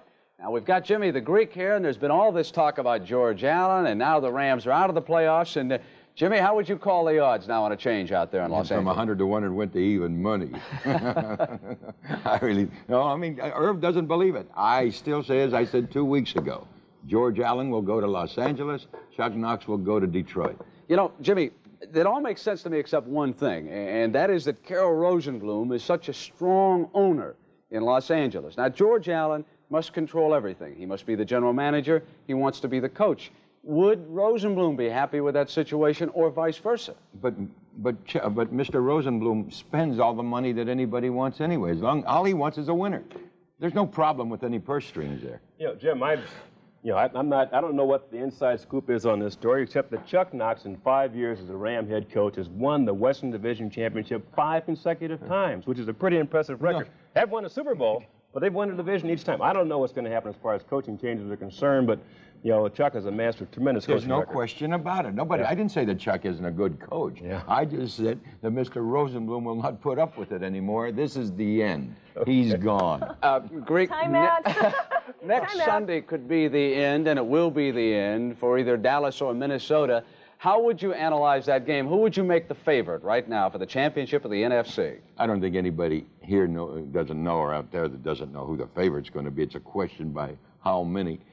Staubach over Lee, for this quarterback, the speed's about even.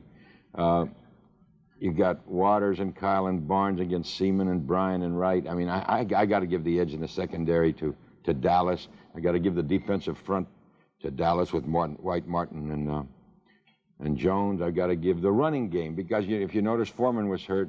I got to give the running game to Dorsett and Pearson and Newhouse. I got to give the home team, of course, to Dallas, but we're going to give the intangible to Minnesota. Now, you can ask me what the intangible is. What's the intangible, Greg? They find a way to get there. I don't know what it is. Listen, standing by right now in the Los Angeles Coliseum, we have Nick Bonacani with two of the grand old men of that Minnesota defense, Carl Eller and Alan Page. I understand the picture is not too good out of Los Angeles, but I think everyone wants to hear from those two defensive stars. So let's go live to Nick Bonacani now. Nick? Get out to the general public, we're going to do it. Hey, you want to use it? You think it'll help? Obviously, Nick Bonacani was not ready. He's still not sure who he is. Let's go back to Nick now. Nick? Today's win over the Los Angeles Rams, Alan Page and Jim Marshall. Alan, it seems to me that today you were going after those officials pretty good.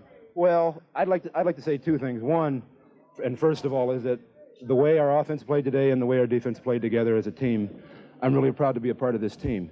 And second of all, in spite of the officials who refused to call holding, Jim's jersey was kind of ripped. Yeah. As you can see, mine has been ripped. They ripped 2 or 3 jerseys off of me, 2 or 3 off of Jim. Is that why you? And they wouldn't call a holding penalty. Is that why you were complaining on the sidelines with Coach Grant? We complained to the officials, to the coaches, to everybody, and it seems that nobody really cares. Nobody listens. The officials, if they don't want to call it, they're not going to call it, and they didn't want to call it today. Jim, are you going to play for your 19th year next year? I certainly hope so. Barring any serious injuries next week, unless I get really crippled, I'm going to be back for my 19th year. Thank you, Jim. Back to Brent Musburger in New York. All right, Nick, thank you very much. Lens condensation in Los Angeles because of all the rain, but that kind of added to that Minnesota triumph. Then a little eerie look around Carl Eller and Alan Page. And the NFL Today will continue on CBS in just a moment.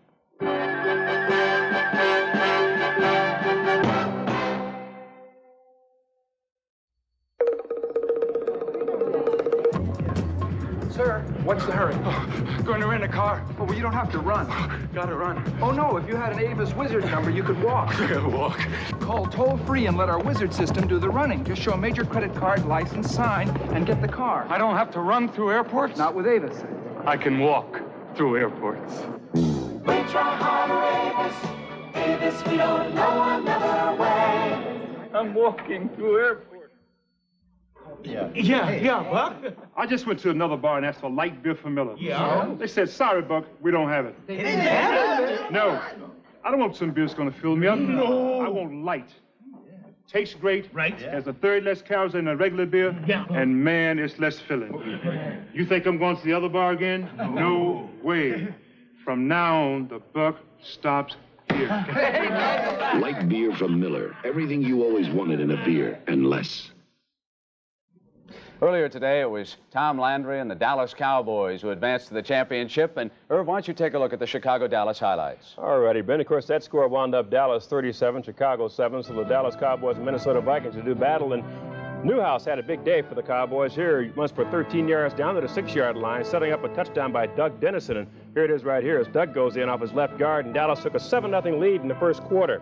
Roger Staubach had a pretty good passing day the first half of this ball game. He goes to Drew Pearson here for 32 yards, and later decides to go to his big tight end as Drew Pearson steps out of bounds here, and he goes to Billy Joe Dupree, a 28-yard touchdown, his touchdown pass of the day, and Dallas took a 14-0 lead. Staubach was 8 for 13 for 134 yards and 1 touchdown for the whole day. Staubach here again going to Newhouse, who not only ran the ball well, but also ran his screen pass here very well, too, as he goes along his right sideline down to the Chicago 8-yard line. Efren Herrera kicked a field goal from there, and Tony Dorsett on the ground goes in from the 22-yard line. Dallas 24, Chicago nothing. The Cowboy defense put an awful lot of pressure on Avellini all day. Here's a blitz. Avellini's hit, and he fumbles the ball, and it's recovered down on the 11-yard line, which led to a 31-yard field goal, and Dallas took a 27-0 lead. Avellini trying to get out of the hole here, hits Greg Latta and has the ball. When Latta's hit, watch what happens. He coughs up the football, and Dede Lewis recovers it, takes it down to the 8-yard line, and Dallas does the rest from there with Tony Dorsett going in from the 8. Another touchdown, and you'll see it right here, and Dallas takes a 34-0 lead. Charlie Waters intercepted 2 passes today, Brent, and actually 3 passes in this ball game, which sets an all-time record, ties the record for postseason play. Here, the receiver falls down, Waters picks it off and takes the ball down the 40-yard line. Efren Herrera kicked a 28-yard field goal after that series of plays was set up. But the Bears did not give up. Trailing 37-0, Bob Avellini goes for broke, hits Steve Schubert. They get on the board, and it ended there. Dallas 37, Chicago 7. And you know, Phyllis, what an excellent coaching job. Reeves, Stotner, Ditka, Myers, and of course the head man, Tom Landry. The Cowboys are ready to play today. What a marvelous man as well as coach Tom Landry is. He's been the only coach in the Dallas Cowboys organization, and they've had him since 1960. Today his team advanced to the NFC Championship. Congratulations to the Cowboys once again with the 37-7 victory of the Chicago Bears. CBS Sports was there to talk with him, Tom Landry, after the game. I'm really happy today because, Tom, your team played so well both offensively and defensively. Paul, we played the best game I guess we played all year. We were really up for the ball game, and our offense moved crisp. Our defense did everything they had to do, and even our special teams played extremely well. You know, you've been talking about potential now for about 6 or 7 weeks and reading about the quotes. I don't know about potential. This team has already reached its peak. Well, it showed its potential today, and it hasn't always done that every week, but it did today, and it was a great tribute to them because they were ready to play, and the Bears are to be congratulated. They brought a team in here, and they came a long way to get here, and if you, as you said on the sideline, when you see Walter Payton running through 3 or 4 people, you know how tough a job it was defensive stuff. He never quits. A great tribute to that player. He's a fine runner. You know, I'm glad you said that, Tom, because I have a sneaking suspicion that the Bears are going to be in the playoffs the next couple of years. I'm afraid so. As long as they got Walter Payton, they're going to be around. Well, let's look ahead a little bit, Tom. Of course, I know you're going to be interested in the TV game coming up on CBS out on the West Coast. Do you prefer maybe the Minnesota Vikings coming down here or maybe the Rams? Who would you like to see come down here? I don't really have a preference, Paul. I knew you'd say that. I think the Vikings are much stronger than people think they are. They played very good at Detroit. When you lose your first quarterback and then they come back and play the way they did against Detroit to get in this thing, they're tough, and they're going to be... How perceptive Tom Landry was. And, of course, now it will be Minnesota and Dallas. And, again, the first game next Sunday is going to be Denver and Oakland. So let's get a pick from everyone, see if we can pin folks down. Let's start with Phyllis. How about Denver and Oakland, AFC? I don't know if it's a long shot, but I'm gonna go with Denver. All right, all the way. I've got Denver. Now, okay. you've got Dallas and Minnesota, Phyllis. Is there any question there? Dallas, Denver. I'd love to see Morton play against Staubach. I think it'd be terrific. Now, Irv Cross, you've been jumping away from me all year. Now we are down to 4, and I'm not letting you off the hook, big guy. In the AFC, Denver and Oakland. Phyllis went for Denver. I like Oakland because they've been in championship play before. The defending world champions. I think they're going to fight like crazy before they get knocked out of the picture. Dallas and Minnesota. Dallas is home, so I'm going to take them. Jimmy the Greek, have you got any further great thoughts for us on those two games? Well, you know, we made Oakland the favorite and Dallas a strong touchdown favorite over Minnesota, so consequently it's Dallas and Oakland. Gee, we've run out of time. I haven't got time to say... No, hold it, folks. Brent, you tell us before we sign off. I'm out of time. They're telling me for Jimmy the Greek, Irv Cross, and lovely Phyllis George. I'm Brent Musburger, and we certainly hope that you have enjoyed the NFL Today on CBS. See you next Sunday from Dallas, 5 o'clock. CBS, it'll be Dallas and Minnesota. Good evening, everyone. You really do. The NFL Today is a presentation of CBS Sports.